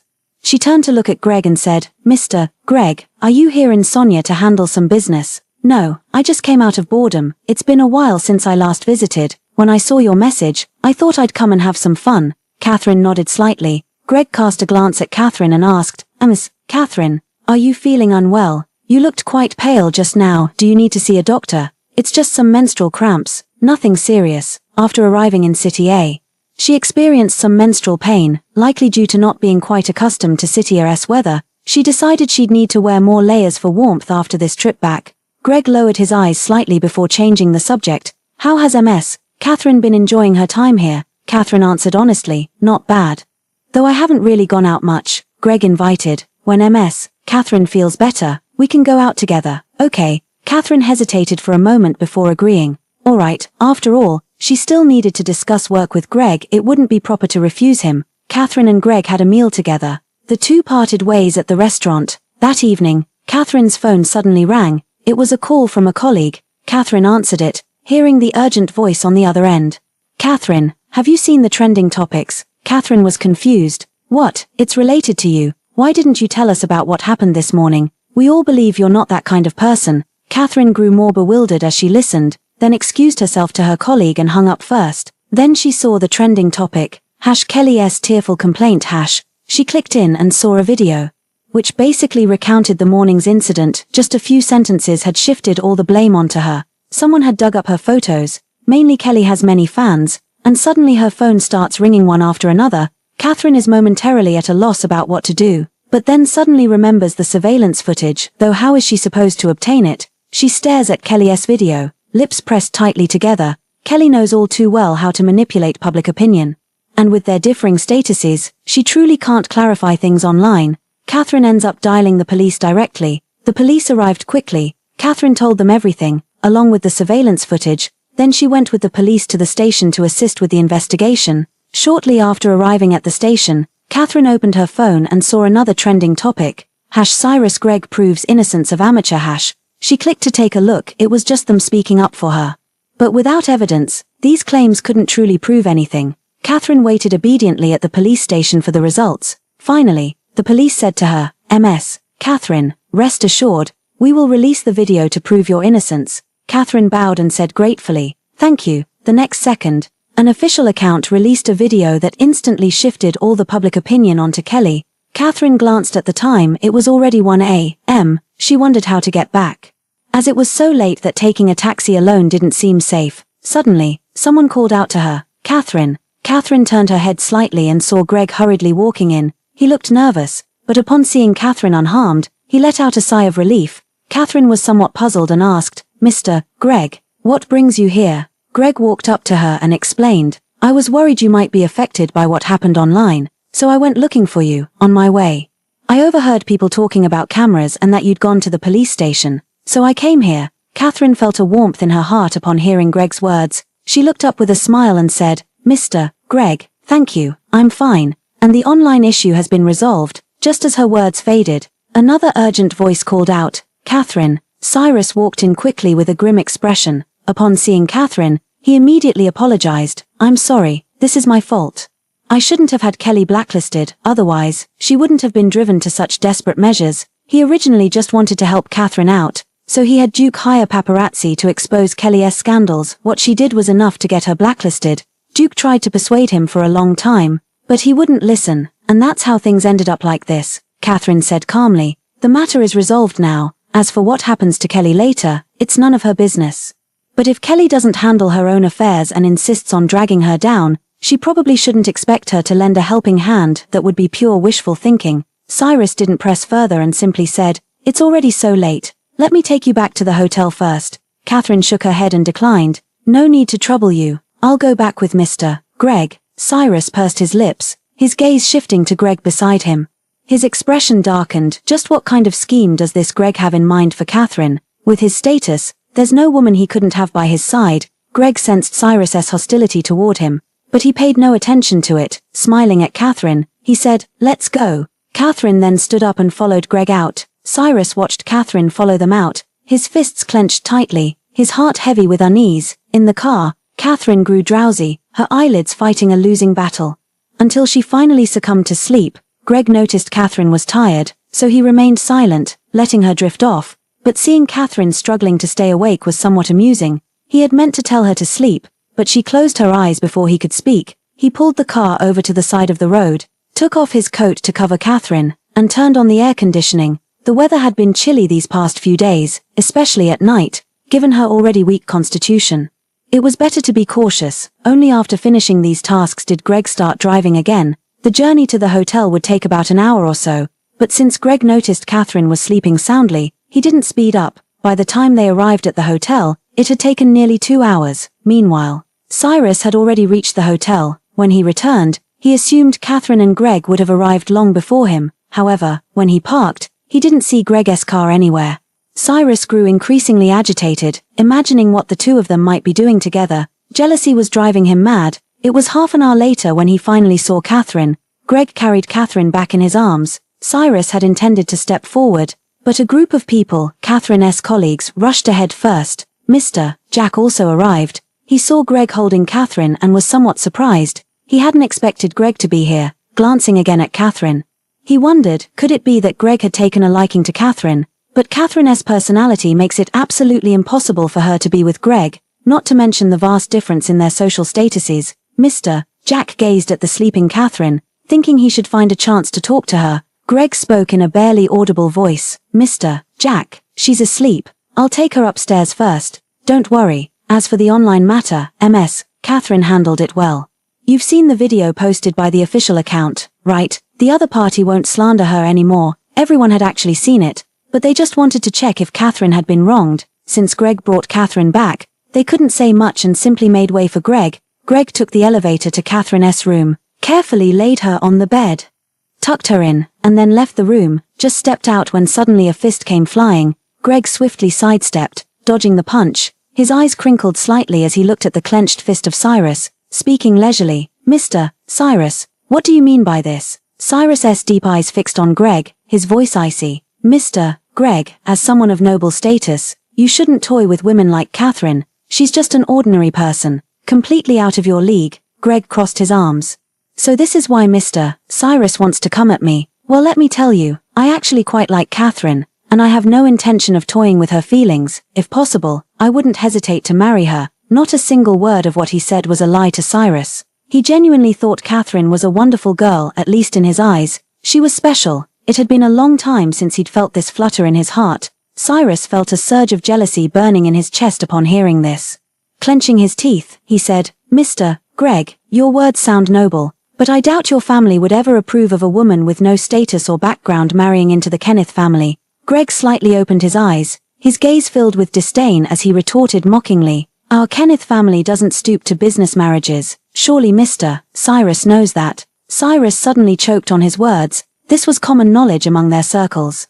Many who had hoped for an alliance felt as if they'd lost a prime opportunity, but the Kenneth family simply had the privilege to refuse. Mr. Greg, you might not know this yet, but Catherine has been with me for 8 years. She's been by my side since university. At this moment, he admitted to being a petty man. He had revealed this matter to drive away Greg. Greg showed no change in expression, the corner of his lips curling. So what? You're no longer involved with her? Which means I have a chance. Cyrus listened to Greg speak, his heart filled with resentment, and couldn't help but lash out at Greg. Greg was no pushover either, throwing a punch directly at Cyrus. He hadn't originally wanted to fight Cyrus, but hearing Cyrus speak, he truly couldn't hold back. He'd initially thought Cyrus and Catherine were in a proper relationship, only to discover it was something far less respectable. Cyrus had trapped Catherine for 8 years without even giving her proper recognition. What right did Cyrus have to act this way? Truth be told, he was somewhat jealous of Cyrus, who had been with Catherine for 8 years. Catherine was clearly a good girl, but Cyrus didn't cherish her. The two fought together, evenly matched, both bearing marks on their faces. Little did they know their commotion was too loud. In the room, Catherine, who had fallen into a deep sleep, faintly heard a thumping sound coming from the doorway. She furrowed her brows, turned over, but still heard the noise. Catherine was thus awakened. When she opened her eyes, the room was still dim, and it was still dark outside the window. The commotion outside the door grew louder. The room was actually quite soundproof, but it felt like something was pounding against the door, and the noise from it woke her up. Catherine's frown never eased. After hesitating for a moment, she went to open the door. The door was opened. Click. She stood at the door, watching the two men fighting outside, momentarily stunned. Greg and Cyrus were fighting. Why? When the two men saw Catherine, they immediately stopped, neither saying a word. Catherine, though unsure what was happening, still asked, Aren't you two supposed to be sleeping at this hour? She wouldn't ask any more questions, just wanted them to leave. After all, if they fought here, she wouldn't be able to sleep. Greg seized the moment to say, Sleep, MS. Catherine, I'm sorry we disturbed you. I'll go back now. Cyrus also said, I'm going to rest too. The two of them left just like that. Catherine closed the door only after their figures disappeared from view. She couldn't shake the feeling that there was something odd about them, but she didn't dwell on it. During these past few days, Catherine had barely stepped out of her room, with her period ending in just a few more days. She thought it was the perfect time for another round of fun. Watching the boat trip videos her colleagues sent made her want to go out too. So on this day Catherine changed her clothes and came to the seaside. But the weather wasn't very good today, heavily overcast. Catherine asked the staff, Can we still go out in this weather? The staff member smiled and said, No problem, we've gone out often in worse conditions before. Catherine saw that the other tourists didn't seem worried either. So she went aboard as well, but shortly after the boat set off, heavy rain began to fall. Catherine stood on the deck and immediately retreated into the cabin. As she watched the torrential rain outside, a sense of panic rose in her heart. If she had known this would happen, she wouldn't have boarded the boat, but now there was no turning back. We can only wait for the heavy rain to stop. Catherine sat in her seat, gazing out the window as a massive wave surged in the distance. The boat suddenly rocked violently. She didn't even have time to grab the handrail before she was thrown from her chair. Just as she was about to hit the ground, a large hand shielded Catherine. Instead of falling to the floor, she landed in someone's embrace. Catherine didn't even get a clear look before immediately saying, Thank you, thank you. As her words trailed off, she looked up and saw Greg. Catherine paused. Mr. Greg, what are you doing here? She hadn't noticed Greg when she came up earlier. Greg didn't hide it either. I saw you board the ship not far away, and I managed to get on at the very last moment before it departed. Catherine, upon hearing this, suddenly found herself at a loss for words. Her mind wandered to all the things Greg had been doing these past few days. He probably didn't come here out of boredom, but to find her. Otherwise, why would he have asked where the team-building event was being held in the first place? Could it be Greg has some different thoughts about me? Now that she thought about it carefully, she realized Greg must be. Otherwise he wouldn't be so patient. Right. Catherine quickly got up from Greg after realizing the situation. She had only intended to discuss their collaboration with Greg and had no other intentions. Greg noticed Catherine's movement, his eyes lowering slightly, but he stood up as well. Truth be told, he had anticipated this outcome after all. He had been too abrupt. Yet he didn't want to take things slowly. Although they had known each other for a short time, he had genuinely developed feelings for Catherine, an undeniable fact. It was mainly because of Cyrus. Otherwise, he could have taken his time getting to know Catherine properly. But Cyrus was an uncertain variable rather than letting him cause trouble. It was better to clarify things with Catherine first, yet neither of them could keep their balance as the boat rocked again. Catherine was about to fall to the ground once more when Greg caught her directly. "Hold on to me first." She was too light to steady herself alone. Catherine hesitated for a moment, her hands gripping Greg's arm tightly. The boat was still rocking violently. The two of them held each other like that. Greg whispered reassuringly, "It's okay, once we get through this storm. Everything will be fine, we'll make it back safely." Catherine wasn't sure if it was Greg's words that kept her from feeling too nervous. Breathing in Greg's scent made her feel even more at ease. Neither of them spoke. After what seemed like an eternity, the boat gradually stabilized. A crew member came over and reassured everyone. "Please rest assured, we're heading back immediately. After this storm passes, there won't be any more rough waves." Catherine suddenly realized she still hadn't let go of Greg. She quickly released her grip and said to Greg, "Thank you," then sat in his seat without looking at Greg again. Greg fixed his gaze on Catherine and sat directly across from Catherine. He spoke softly, "Catherine, you must have sensed it, I like you." Catherine felt a tremor in her heart and glanced slightly at the man before her. "Mr. Greg, why do you like me? She's just an ordinary girl." Someone like Greg should find a girl from a similar background. Moreover, after leaving Cyrus, she thought about finding someone ordinary like herself to live a stable life. "I admire the resilience in you." The first time he met Catherine, she was looking at him with a gaze full of confusion. He hadn't seen anyone look at him that way in a long time. Plus, Catherine asked him for the manuscript. Knowing she would create the illustrations he loved, he found himself unconsciously drawn in. Catherine smiled. "Mr. Greg, our acquaintance is purely professional. Your words suit the moment. But you still don't know me. I might not be as good as you imagine." Catherine, you forget. "Here, I've come to know you too," Greg said, then shifted the topic. "So, Catherine, would you give me a chance? Let's start as friends." Catherine paused, instinctively bringing up Devin. "But I'm already married." She regretted saying it the moment the words left her mouth.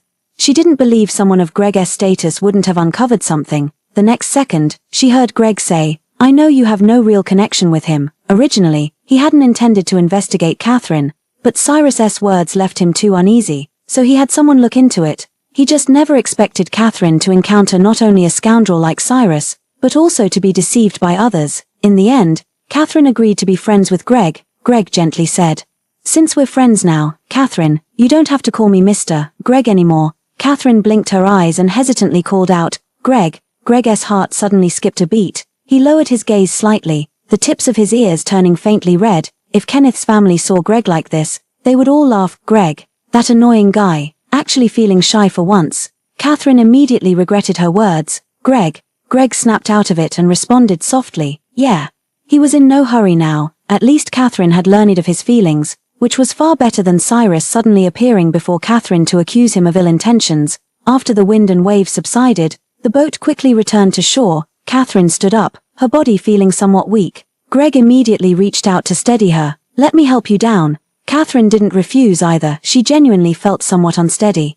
This boat ride had been the most unpleasant project she'd experienced since arriving here. When disembarking, Catherine took several deep breaths of fresh air and immediately felt much better. Greg had been standing by the whole time, keeping Catherine company. Catherine felt a bit embarrassed and started walking back to the hotel. The two returned to the hotel together.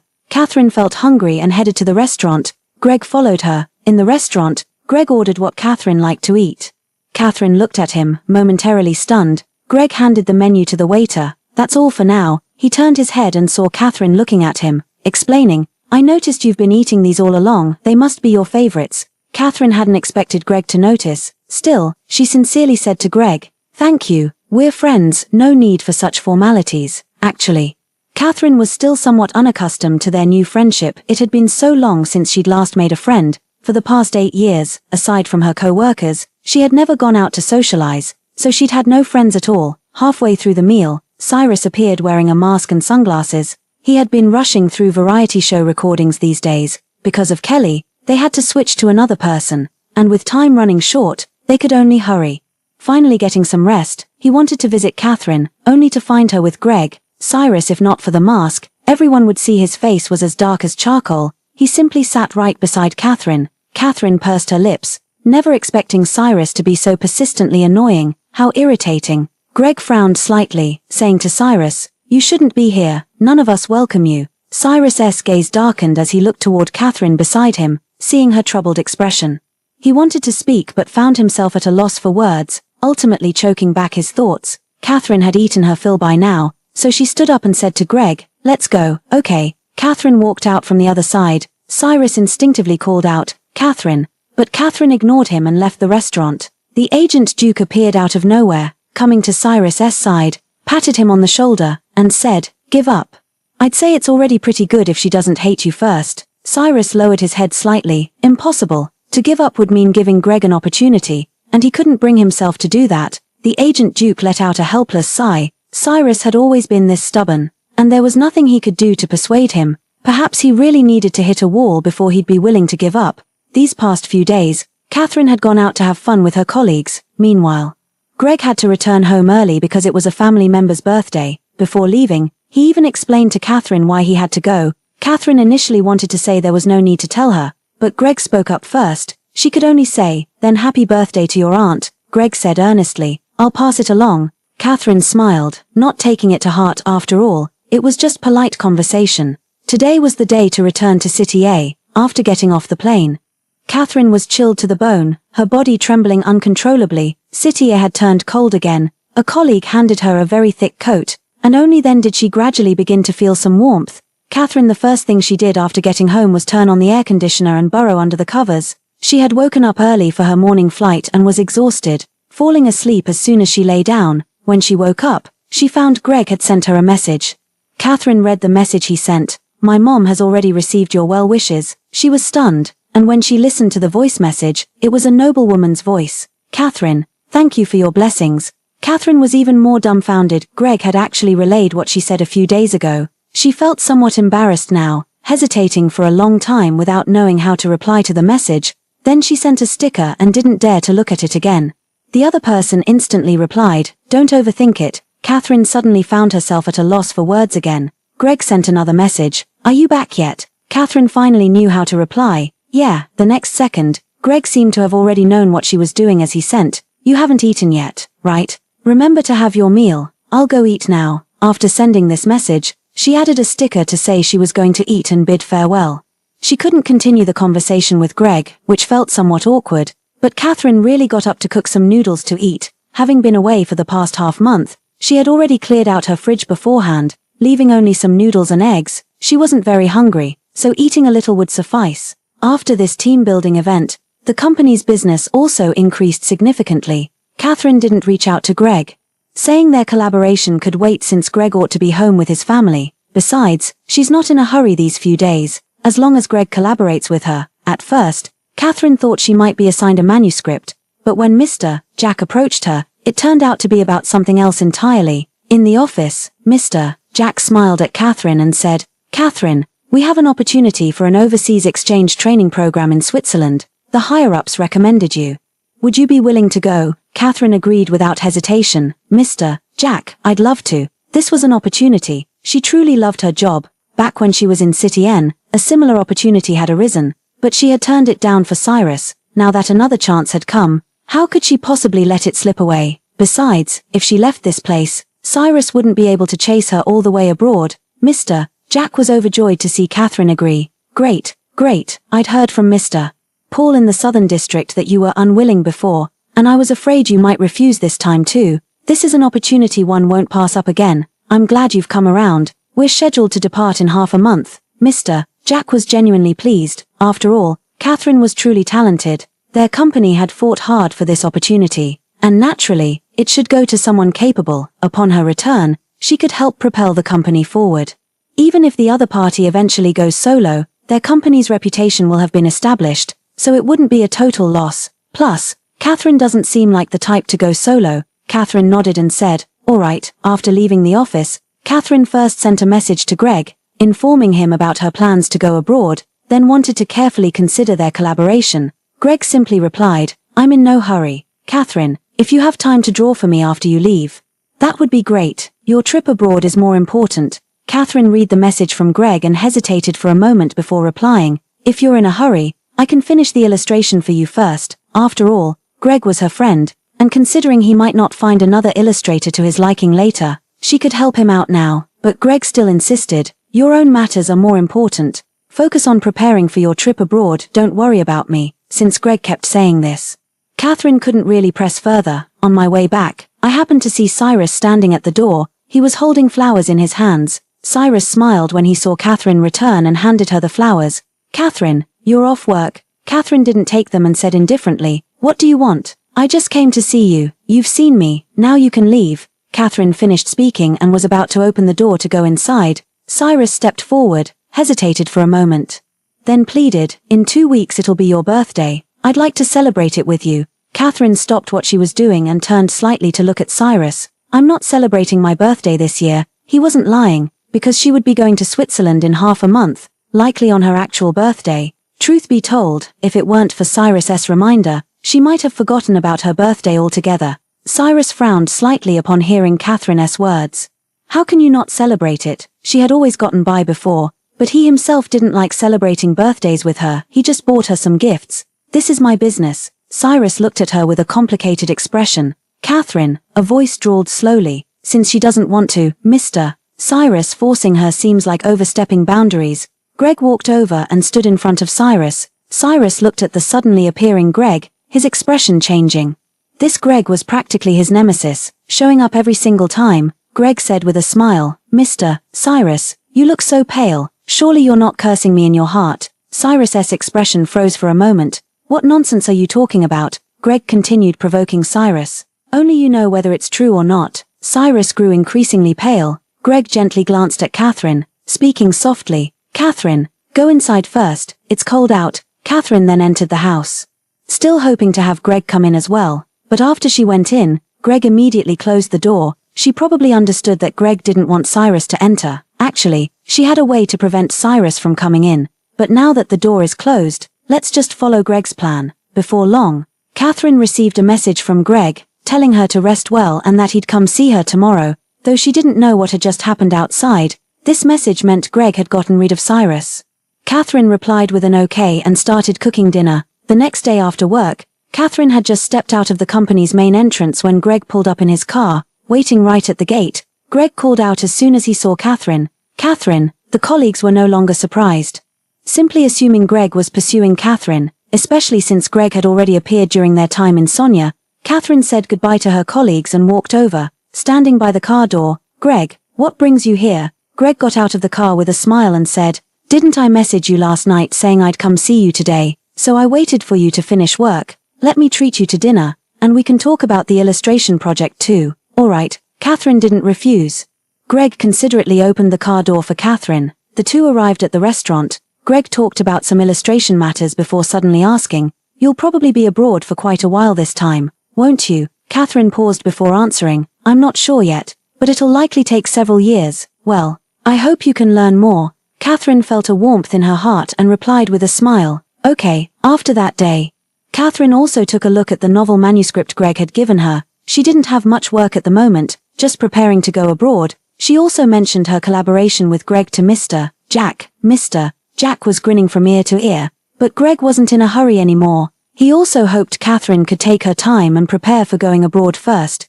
Catherine actually had very little to pack. She already had her passport, and the company was handling her visa, which should be processed within these 2 weeks, otherwise Mr. Jack wouldn't have arranged for her to go abroad in half a month, so she only needed to pack some clothes, so the remaining time was spent sketching drafts for Catherine. If taken slowly, the day she finishes the drafts would coincide with her planned departure abroad. Half a month passed in the blink of an eye. Catherine also received her visa and flight ticket, coincidentally scheduled for departure on her birthday.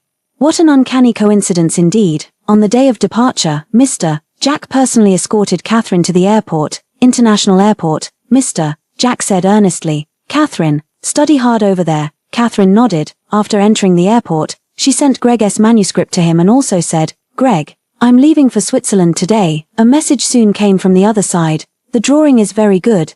Catherine had thought Greg would be angry, after all. She had only told him she was leaving when she was about to go today. Greg sent another message, "Catherine, happy birthday." Catherine looked at the words and replied, "Thank you." The boarding announcement sounded. Catherine hastily sent a message saying boarding now before putting away her phone. Soon, she was on the plane. The aircraft took off. Catherine gradually saw the blue sky and white clouds outside the window, her heart filled with joy. On the other side, Cyrus was preparing a gift. Intending to send it to Catherine, although Catherine had previously said she didn't want to celebrate, he still wanted to give Catherine a present. But today, he felt uneasy for some unknown reason. He waited for Catherine to return, but after a long wait, there was still no sign of Catherine coming home. He drove to Catherine's company, but it was already empty. Cyrus ordered someone to investigate. He sat in the car, his expression tense. When his phone rang, "Did you find anything?" The voice on the phone said, "Cyrus, Catherine has gone abroad." Cyrus froze, almost unable to believe it. "What did you say?" His voice trembled slightly as he said, "She went abroad." Cyrus clutched his phone tightly. Catherine had gone abroad. She actually went abroad. Did she really want to distance herself from him that much? At this moment, his heart felt as though countless silver needles had pierced it, leaving him breathless. Couldn't even his admission of fault change anything? Why on earth is this happening? Catherine, after arriving in Switzerland, had her accommodation arranged by the local responsible person. The company had everything planned for her future. All she needed to do was focus on her studies. She was still a bit unaccustomed when she first arrived, but the people here were very kind, and she gradually adapted to life here. Catherine truly witnessed that there are always people beyond people, as the others were all remarkable figures.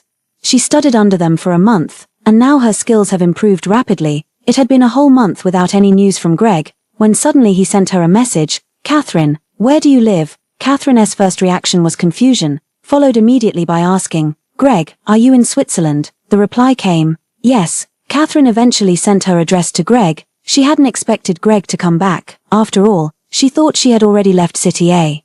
And their relationship wasn't close enough for Greg to make the trip. It wasn't that she didn't believe Greg when he said he liked her, but she felt his feelings weren't strong enough to bring him here. But this time, she was wrong. Greg still came. Catherine saw Greg again. He looked weathered and had lost a lot of weight. She poured Greg a glass of water and finally asked, "Greg, are you okay?" Greg smiled at Catherine. "All good, just wanted to see you sooner. So I rushed to learn a few things. I've also settled in Switzerland starting today." Catherine froze for a moment, locking eyes with Greg. "You." Suddenly, she found herself at a loss for words. Greg took a sip of water and said, "Just that my family has a company in Switzerland. I'm here to manage it. This is work for me." Catherine averted her gaze and responded, But deep down she still understood Greg's reason for coming. Later, Greg moved right next to Catherine. He would often cook for Catherine, and their relationship grew much closer. Catherine never expected Cyrus to show up as well. That day, she happened to be having a barbecue with Cyrus. Coming face to face with Cyrus, Catherine's smiling face stiffened slightly. Why had Cyrus returned too? Cyrus had been utterly despondent ever since that day. The agent Duke had been trying to get Cyrus to give up, especially since the person had already gone abroad. There was even less chance now. But just as he refused to give up, he insisted on coming to find Catherine. Yet he had a drama to join the set for, and he couldn't just leave. After finally waiting for the filming to wrap up, he rushed over in a hurry, only to see Catherine smiling at Greg. Cyrus was already in a bad mood, and seeing this scene completely set him off. He walked over, pointed at Greg, and said to Catherine, "He's just playing with you. There's no chance you two could ever be together." Catherine frowned with displeasure. Cyrus, now completely irrational, shouted, "You've been with me for 8 years. Do you really think the Kenneth family would ever accept someone of your status?" A sudden slap rang out. Slap. The surroundings instantly fell silent. Catherine had reddened eyes, her hand trembling slightly. Cyrus froze in place, feeling as if everything inside him had shattered beyond repair. He had said the wrong thing. Catherine couldn't hold back anymore and shouted, "Cyrus, how pathetic can you be? Do you think this will win me back? You're still the same spineless person as before. I'm telling you, even if I die, I'll never be with you again." Cyrus lowered his head, not daring to look at Catherine again. "I'm sorry, get out." Cyrus said nothing more and simply turned to leave. Catherine watched as the person left, fighting back tears before turning to look at Greg beside her, her voice hoarse as she said, "What Cyrus just said, it's all true, I know, he told me, I don't care about any of that, and neither does the Kenneth family. If you don't believe me, I can call my family right now." Before the words even finished, Catherine could no longer hold back her tears and broke down crying. Greg panicked when he saw Catherine crying, fumbling to hand her a tissue. Then he stayed by Catherine's side. After that day, Greg paid even more attention to Catherine, fearing she might be influenced by Cyrus.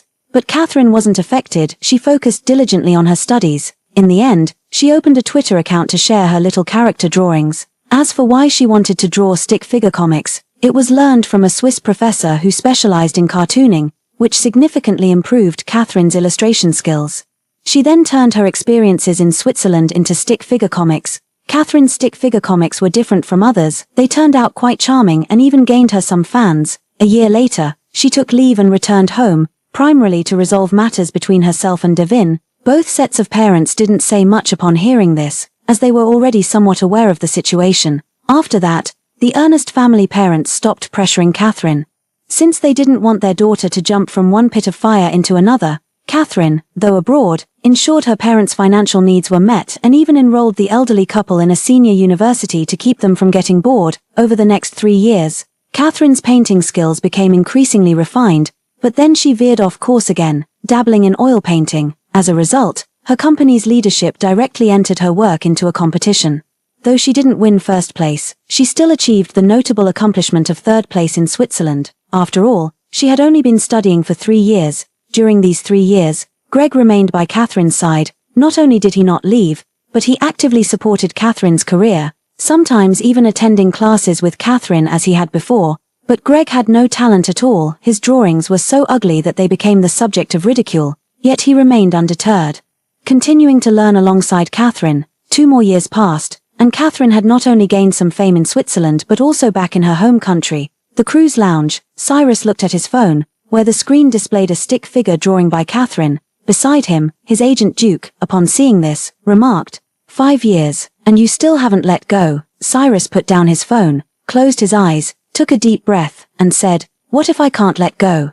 The moment I said the wrong thing in Switzerland, I knew clearly that I had no chance left. In the end, it was my own fault. It's time for filming. I need to go shoot now." He stood up, took one last look at the cartoon on his phone, and then left the lounge. Today is Greg's birthday. Catherine is celebrating with Greg in their garden at home. The sky was filled with stars. Catherine looked at Greg and said, "I didn't expect you to only want the portrait I drew for you," Greg said sincerely. "I really love this gift." Catherine looked at Greg's face, hesitated for a moment, then asked, "Greg, it's been 5 years, I've kept refusing you. Can you really keep waiting?" Greg responded solemnly, "Yes, after all, the Kenneth family has other heirs. It's not like they're counting on me alone. Catherine, I'll stay with you till we're old." Catherine's gaze met Greg's eyes, and the raw sincerity in them made her look away. Greg proved his words with actions. Year after year passed. Catherine gained modest international fame, shining ever brighter. Greg stayed by her side the whole time, never uttering a single negative word. Time flies, and another 5 years have passed. At Catherine's birthday party, she said to Greg, "I only have one birthday wish, that we get our marriage license. Will you?" Greg froze for a moment, tugged at his ear, and muttered, "Getting old, must be hearing things now." Catherine gave Greg a light smack. "I'm serious, are you in or not?"